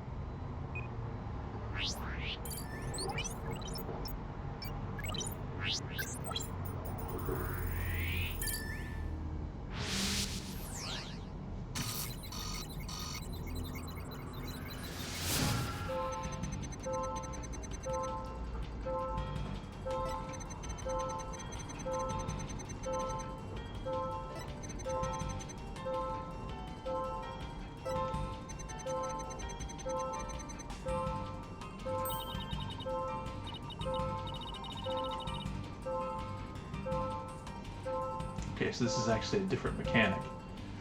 There's actually more than 3. I don't see the one with the really long neck. Although I think the one on top is just the chandelier at the top of the room. And maybe these other ones are just the tea set? I don't know. Tina, what exactly are we looking at here? Oh, this? It's one of Witch's functions. And here you can see images and emotions extracted from the witness's voice. That little thing can do all this. I mean, this one seems pretty obvious. I don't think I needed a widget to tell this one. Fortunately, all I'm getting is an overflow error right now. Sad is brightly lit there at the bottom left. She's under an uncontrollable amount of distress, which is masking her other emotions. Seems the sheer terror she experiences made her a confused mess. So all those yokai she thinks she saw are a product of rampant emotions. Fear is instilled in her hallucinations and false memories. She's seeing normal everyday objects as monsters in her mind. It's a form of schizophrenic hallucination brought on by emotional trauma. Okay. Trauma in Jinxie's case is fear. She was, and still is, seeing ordinary objects as yokai. I have to find the root cause of her extreme fear before I can treat it. Now let's see.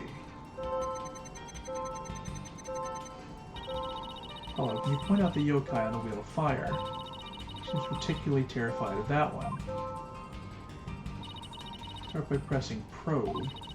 Next, point to what's causing Jinxie's out-of-control emotion. Finally hit probe again. Try and get to the heart of the matter. Alright.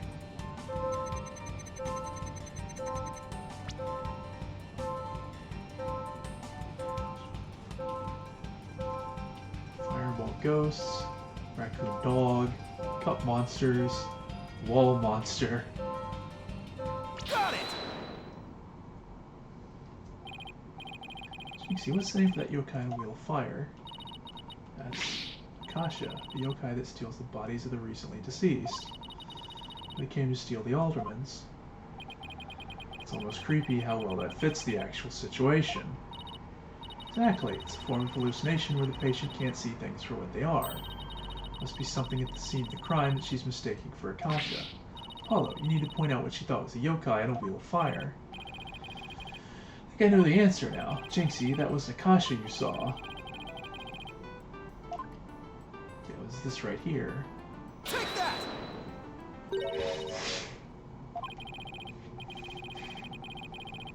It's up there on the ceiling. There's never a yokai on a Wheel of Fire. The Akasha you saw was a light fixture.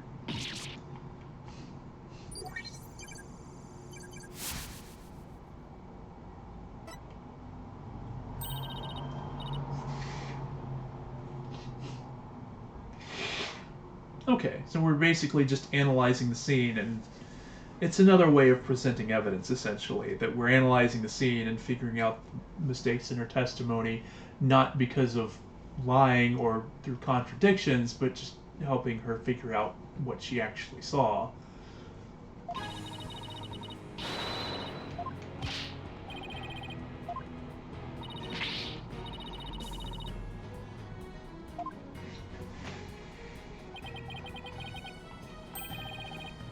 Now, folding screen, T-set, the statue, yeah, because the statue was, interestingly, the statue was behind the doors, so I'm actually surprised that she saw those. There's just coffee cups, right, the coffee cup that fell on the floor, the fox statues on the side of the wall.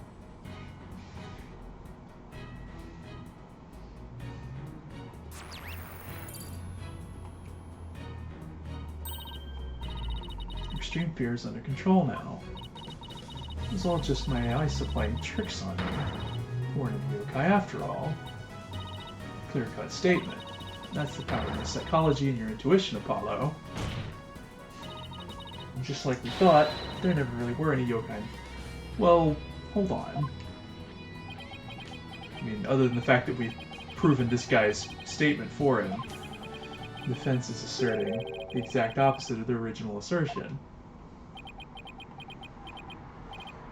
Wait, Jinxie, what about Tenmataro? Wasn't anyone there dressed up as Tenmataro or any other yokai either? Remember it clearly now. You've gotta be kidding. Oh, wow, a dual reaction. Nice teamwork, guys. I think we just dug our own grave. Allow me to push you on in. It's the least I could do.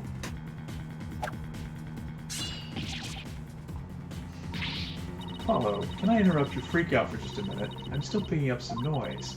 It's an unexpected emotion. She hasn't remembered everything yet. Exactly, we should be able to get something else out of her.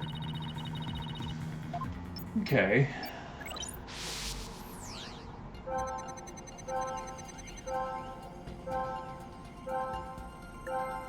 Okay, so those two make sense, I suppose.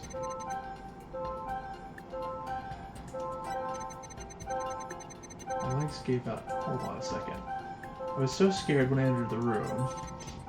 My legs gave out and I fell to the floor. In the fox chamber, I saw the alderman dead on a table and Papa collapsed in a chair.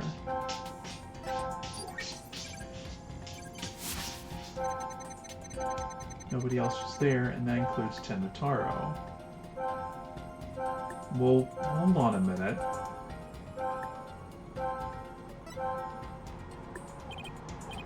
What am I supposed to do? Try to find the emotions that contradict her statements. Find a contradictory emotion, I should point it out. It's Right, but it's not just contradictory emotions you should look out for. You should also keep an eye out for sudden changes in emotions' intensity. Emotions might get stronger or weaker as you move from statement to statement. It's important to compare how the same emotion changes throughout the testimony. Okay.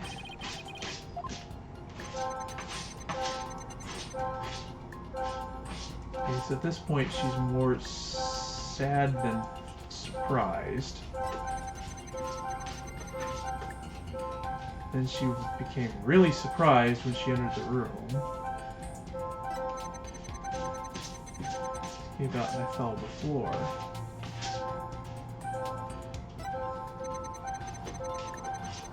Where she saw, yeah, well, this makes sense because she saw her dad there, and, you know, a dead guy.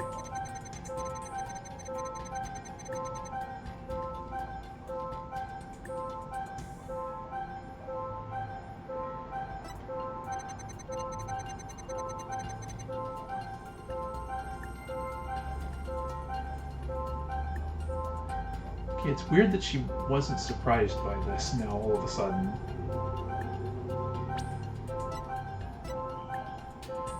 Got it! Seems like an unnatural reaction. Really? Because I don't see it that way. Oh.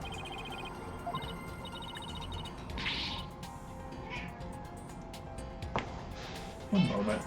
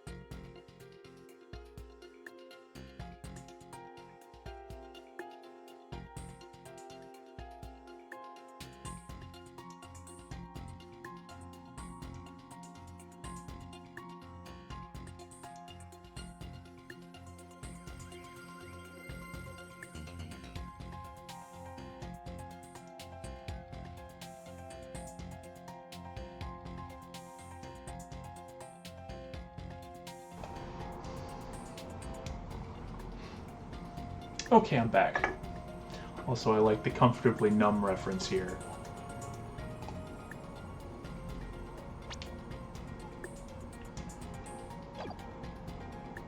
there anyone home?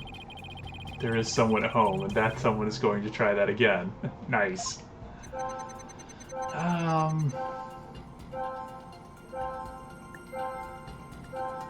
Maybe this one? Because she starts off becoming less sad for some reason. Got it. Those are low despite your legs having given out from fright. Something have lessened your fear. Actually, I did experience a sudden burst of courage at that moment. You did? Where did it come from? Let me think. Oh, it was Mama. Suddenly felt as if she was there with me. Kale enters, sudden burst of courage. Now let's see. Look.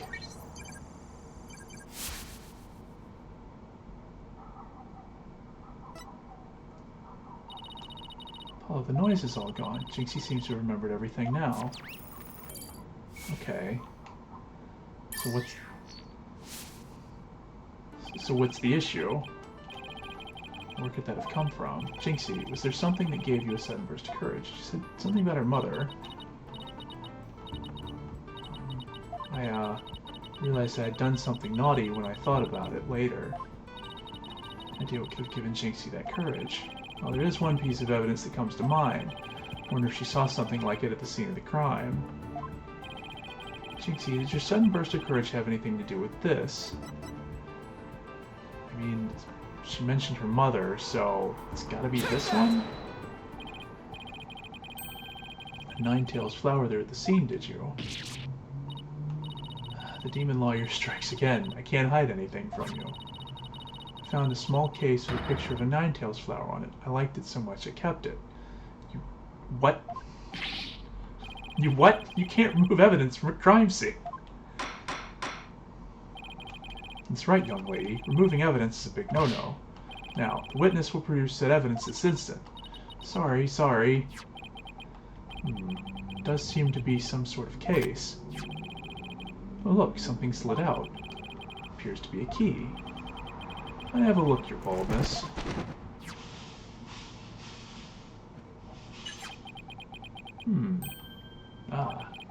This is none other than the master key to QB Manor. Are you certain of this, Prosecutor Blackwell? Matches the serial number of the key that went missing after the murder. A master key that went missing. Why don't I like the sound of that? Our little scamp here has stumbled upon an article of unimaginable consequence. That's a little melodramatic, don't you think? Heed these words, for I usually shall say them but once.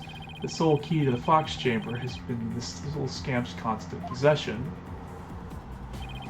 There goes, she was the sole person who could use it before, during, and after the murder, which leaves the master key as the only other key that could have broken the chamber. This master key was found in a room that had been locked by this girl. And your point is, until Jinxie Tenma opened the fox chamber with her key, the room had been locked tight from the outside world. And there was no one else in there save the victim and his killer. I trust you figured it out for yourself by now. A killer other than Mayor Tenma himself would be utterly inconceivable. I mean, there's the air vent, which is a possibility. And there's also, I mean, I guess we're not going to touch on whether or not she saw the entire room or not. How could this happen? Fence's assistant will refrain from growling her frustrations. Athena, are you alright? Ugh, I know Mayor Ten was innocent, but there's nothing we can do. This sucks. Sykes Dono, allow me to put you out of your misery. Can I decline your offer? Abandon your client and the misplaced faith in him. Let the relief of a clear head and a clean conscience come rushing in. That will make the inevitable guilty verdict far easier to accept. Great, now he's playing Simon Says with us. He's not going to fool us with his stupid mind games. Athena, don't fall for his tricks. Now I'm the one who's dazed and confused. Can't even think straight. Hey, are you alright? She fell right into his trap. Now I suggest you make a mad dash from the courtroom and into the wild blue yonder. Only by running shall your mind be cleared and your conscience cleansed. Alright, I'll be back in Stay with me, Athena. Don't let yourself be twisted.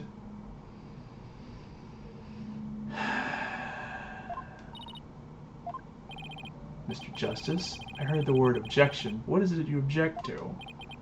Huh? Oh, right. Objection was more of a reflex than anything else. Though I was hoping something would come to me while I was trying to stop Athena. Court is waiting, Mr. Justice, though as it stands now, I'll be forced to declare your client guilty and your legal skills suspect if this is it. Now, do you have anything that could overturn the prosecution's case? Well, actually, I do. I'm Apollo Justice, and I'm fine. Apollo, you do have something more than your cords of steel, don't you? Not really, it won't be fine. But I've got absolutely nothing, but that's never stopped me before. I have to explain how the real killer could have escaped the locked room. It's all over if I don't. This calls for a new approach. Try to think outside, yes, literally outside the box. Or, you know, on the top of the box. And leading outside of the box. From the inside. The real killer must have escaped from the locker room one way or another.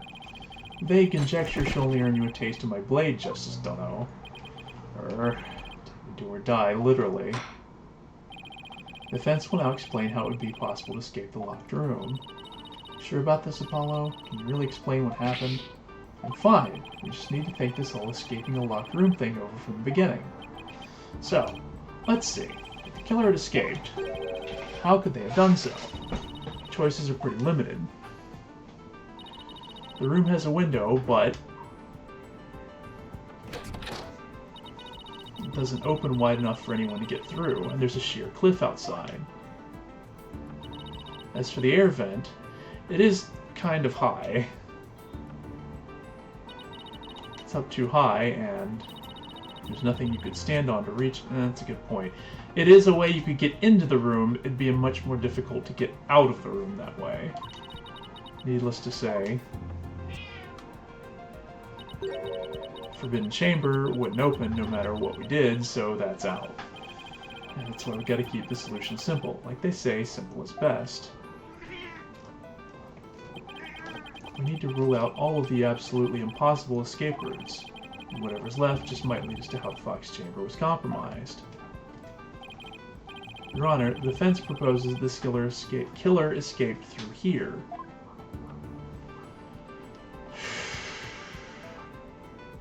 I mean, there is the thing that I suggested where they just walked out the front door because she didn't see the entire chamber.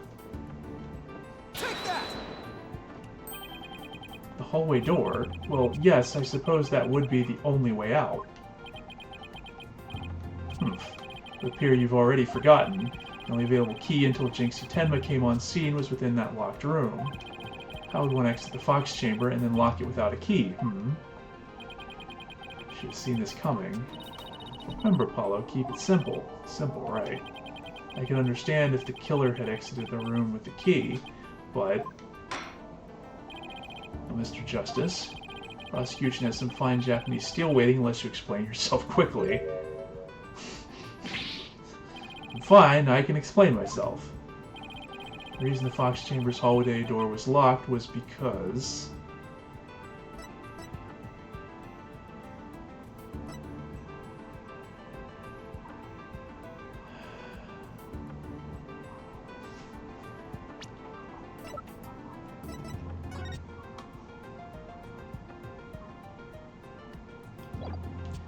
we don't know for certain that she locked the door after she left. So it's possible that the killer locked the door on his way out, depending on how the door locks. So my theory that he hid somewhere and then when she left the door open, he got out and locked the door behind him is still plausible.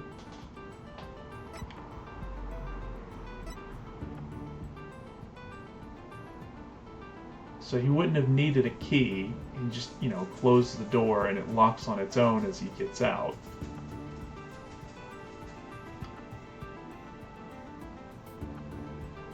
she wouldn't have locked it from inside because she left. He wouldn't have needed to lock it outside from the outside if he doesn't have a key and it locks on its own. Not accidentally, he closed it as he left. Okay, never mind. Key moves to mere chance. Perhaps that spear just happened to fly off of the wall and impale the alderman too. Perhaps that sedative just happened to make its way into his coffee. A chance could explain any number of things. Right on, next idea then. I mean, it has to be the perp locked it from outside then. The killer took the key through the hallway door that... The master key was found inside the tightly locked Fox chamber. The assertion that the key was removed from that room is a blatant contradiction. I mean, it's a lot easier to get a key into a room than it is to get a person out of a room. Cleaning the room before locking the door would require taking the key outside. I mean, I wasn't sure if this is the kind of door that you have, because there are some doors that you can lock by just turning a thing so that the handle locks instead of like an actual deadbolt lock. So I wasn't 100% sure whether that was the explanation or not, but the key was found inside the room. Okay, fine. Let me explain both. Like how the key could be inside the room and be used to lock the door from the outside. Well, let's see if the defense can respond before Prosecutor Blackwell draws his sword. How could the master key be at the crime scene despite the room being locked tight?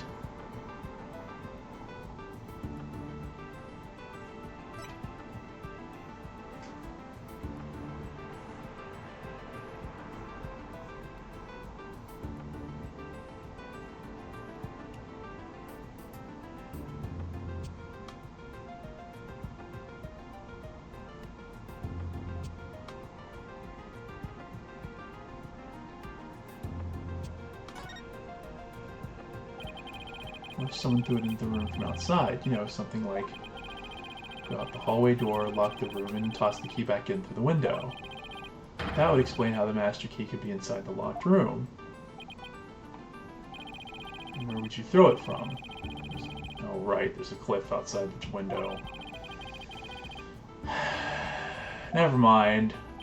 Forgot about that part.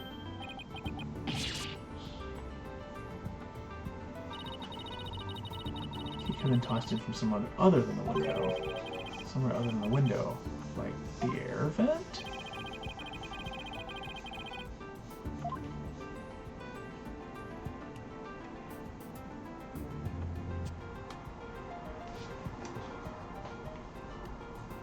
Take that!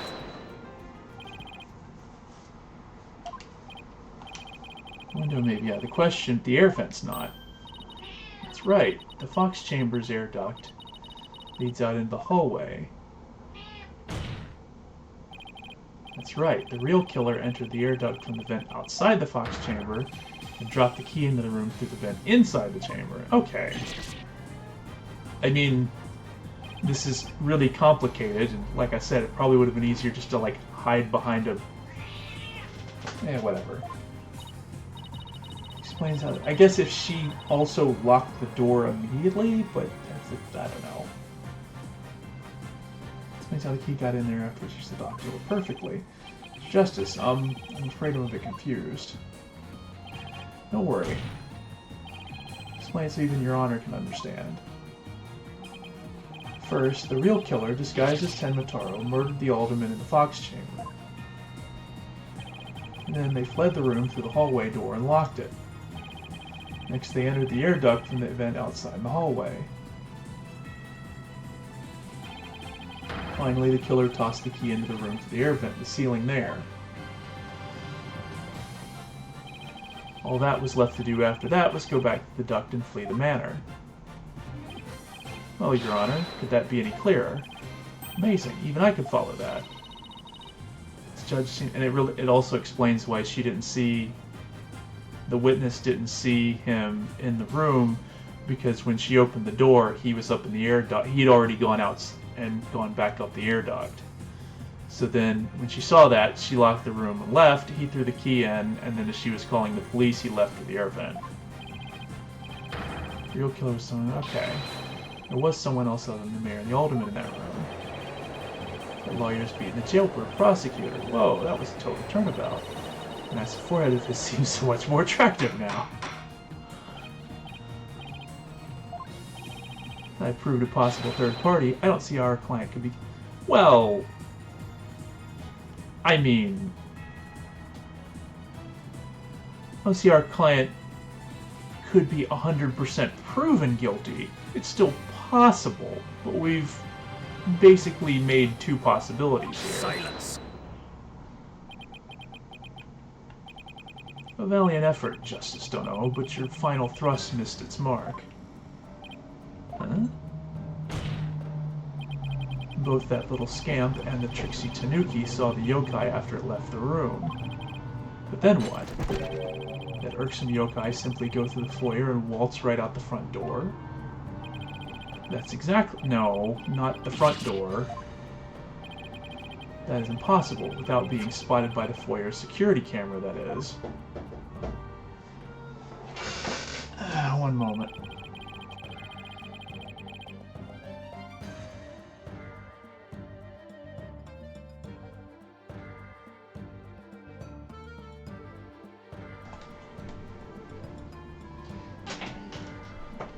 The electric eye here would have captured any pesky little yokai trying to escape.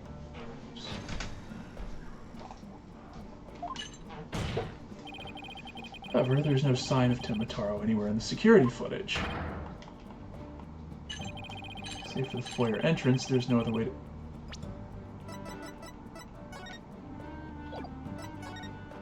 I mean, it looks like there's a side exit.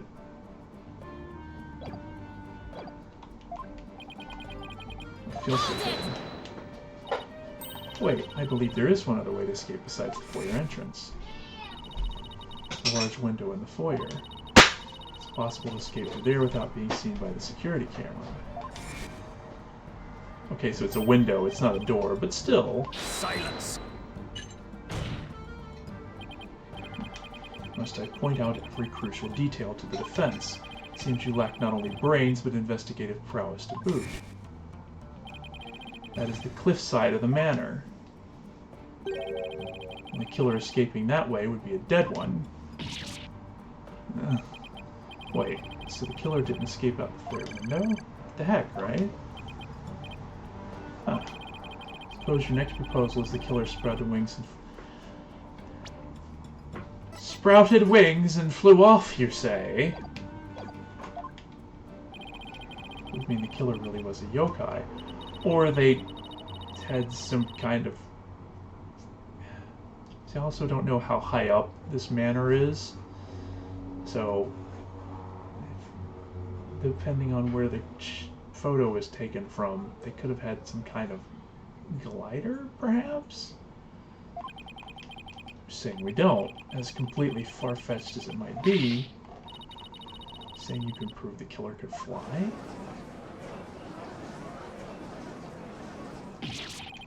Thought I was the one with the cords of steel. Oh, I can't wait to hear this. Your Honor, what evidence do you have that the killer flew away? Well, this one's pretty straightforward.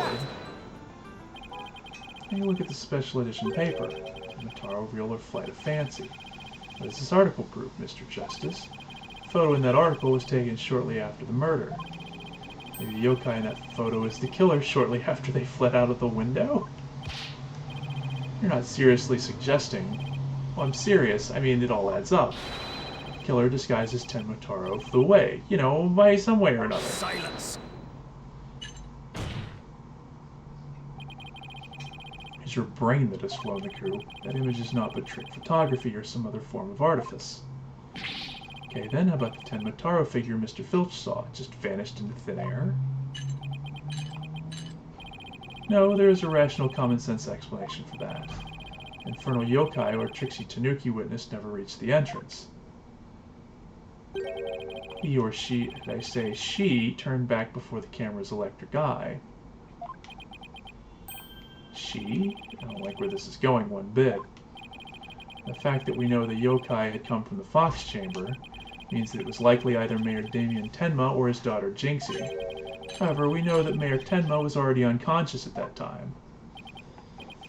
Not good. Not good at all. You understand the gravity of the situation now, Justice Dono. Falsified yokai remnants and the appearance of Tenma Taro were the work of one individual. And that individual is none other than Jinxie Tenma. Okay, that's not good, because now we're saying that she basically did it to cover for her dad. Yeah, that's, The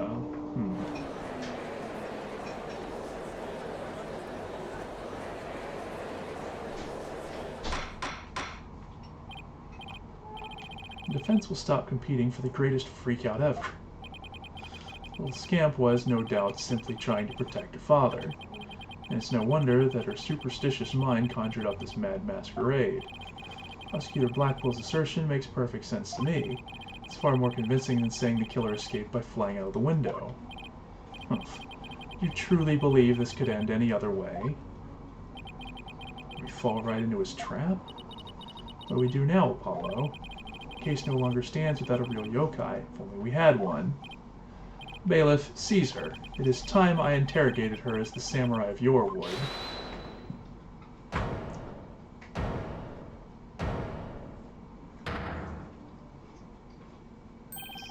Mayor Tenma. This farce is over. How does it feel seeing your own daughter accused of a cover-up most foul? Tenma Taro's true identity is...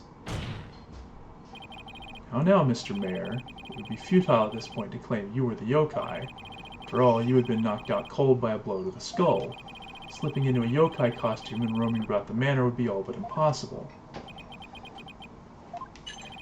Consider this well. As it stands, your daughter will be arrested for obstruction of justice. But if you confess, the prosecution would be willing to overlook her little yokai. So this is how he's gonna get him. The defendant intends to confess. Wait. Apollo. Prosecutor Blackwell's up to his mind games again. Mayor Tenma, no, don't fall for his twisted words. If you're sent away for murder, Jinxie will be left all alone. The real killer is... Mayor Tenma's going to confess unless we do something. But I can't prove how the real killer could have flown away.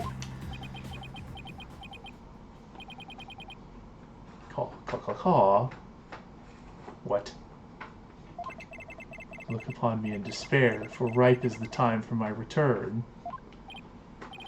Uh-oh. I should watch what I wish for.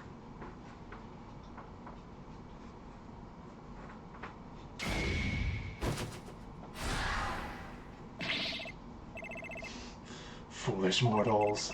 I am Tenma Taro, the yokai you seek. Mayor Tenma. Silence. I am Tenma Taro, freed from the bonds binding me to the Forbidden Chamber. Behold, the return of the Demon King. Okay. This just went from silly to ridiculous.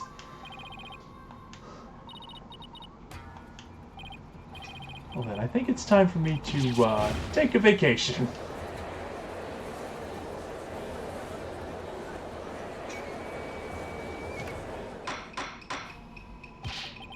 The witness will, he will explain himself. Are you saying you're Tenma Taro, the yokai I've been chasing this whole time? Indeed, it is I, Tenma Taro, the one whom you seek, come to reveal the truth.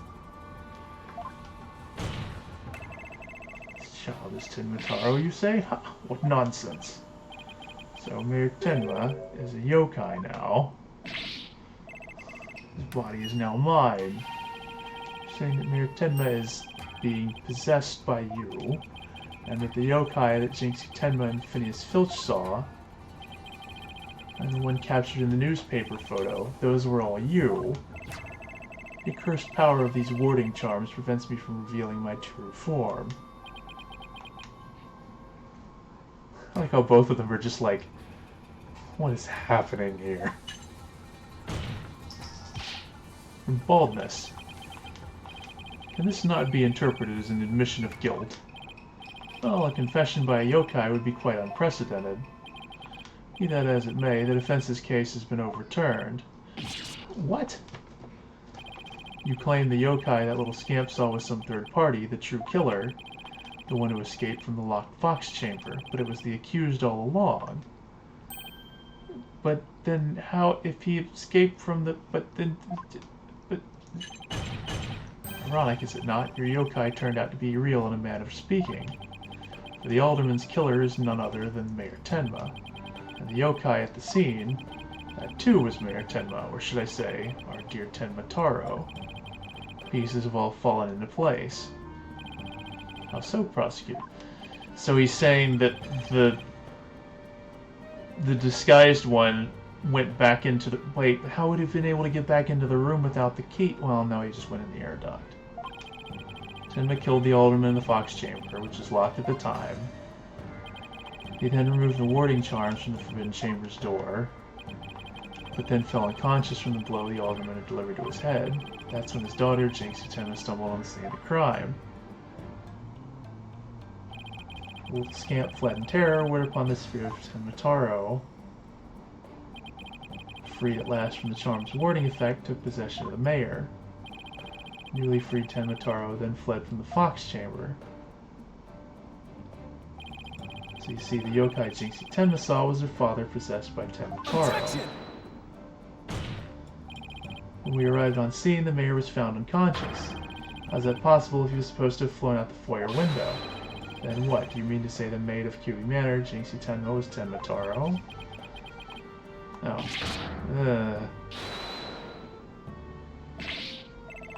That too was easily explained. Flew about for a time did I, but presently tired I made for the forbidden chamber. The last exhaustion took me unawares in the fox chamber, and I knew no more. It seemed the pieces are still in place. Is Blackwell up to his tricks again? I don't think it's Blackwell. I think the mayor is trying to protect his daughter with this crazy story.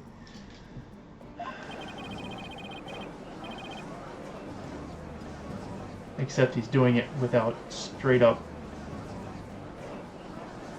playing along with the prosecution.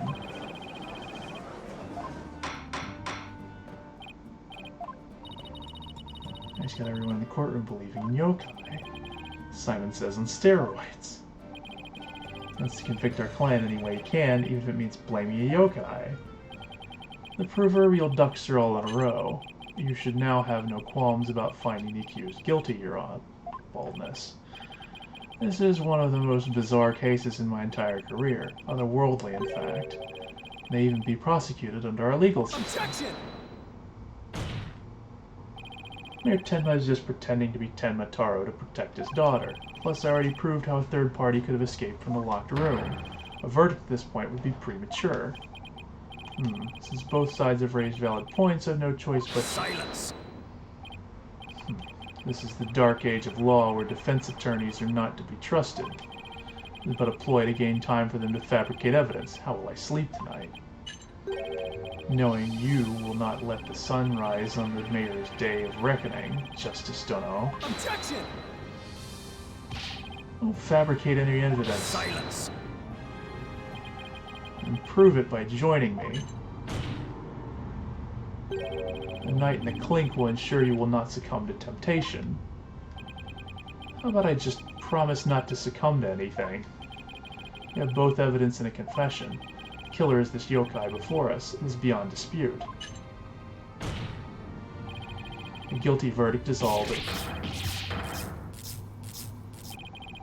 What's wrong with him? Prosecutor Blackwell, we've had enough of your hijinks. The nation of justice is fair play, and you are in serious violation of that. Ugh. What the devil was that? Fool Bright, have you tampered with my shackles in some manner? It seems you found that quite shocking. My special jolt of justice device. Each press is a shocking reminder to behave. You shall pay for this. I, Simon Blackwell, vow to... Your Honor, you need not fear now. I believe Prosecutor Black will remain on his best behavior. A bit late with the reassurances, aren't we, Detective? Well, in that case, this concludes today's deliberations. Prosecution and defense will use this opportunity to further their investigations. This court is adjourned.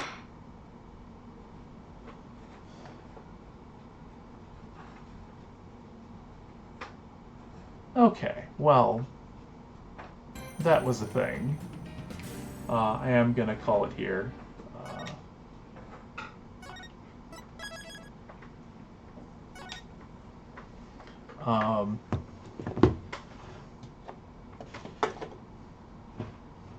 The game is kind of weird. I'm not gonna lie. I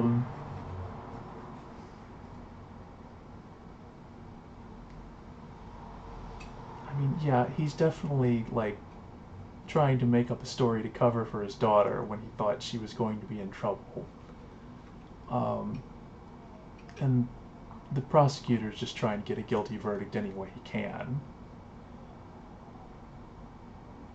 It still all seems a bit silly though, but that's okay. It's still fun.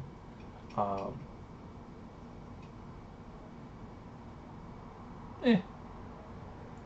I think I've already spoken on my thoughts on the differences between this and some of the earlier games. Although, I mean, even some of the games after the first one were pretty. I mean, granted, the first game also, you know, even from the first game, we had spirit mediums who were able to channel the departed. So I mean, it's not like there hasn't always been some element of, you know, otherworldliness to the games. I just, it does feel a bit wackier. The wacky level seems to have been jacked up a fair bit. Not that I can't appreciate some wackiness, but I don't know. I think that's maybe why I still like the first game the best. Or at least one of the reasons. This is interesting, at least. And I do like the new mechanic so far. Where it's basically, instead of using it for like detecting contradictions, it's basically a means of helping the witnesses to figure out the holes in their memory, which, to be fair, you know, that is a thing that happens in real life. Not this weird emotional system, but that people have difficulty remembering things properly. And sometimes emotions can play a role in that. So it is actually kind of a cool take on the idea. You know, obviously it's got this, you know, jazzed up tech version with, you know, audio detection and, you know, mood matrices and all this fun wacky stuff. But at least, you know, it's the idea of it is grounded in something that at least relates to, you know, our actual experiences. So that's kind of cool. Yeah, I am gonna call it tonight though. For tonight though, we'll see what my schedule is like this weekend. Probably at least one, if not both evenings, have a chance to make some more progress in the game, but we'll see. But until then, I hope you've enjoyed it. I think it's been interesting at least, and it's been fun. And I hope you felt that way too. Thanks for tuning in and listening, and I'll catch you next time.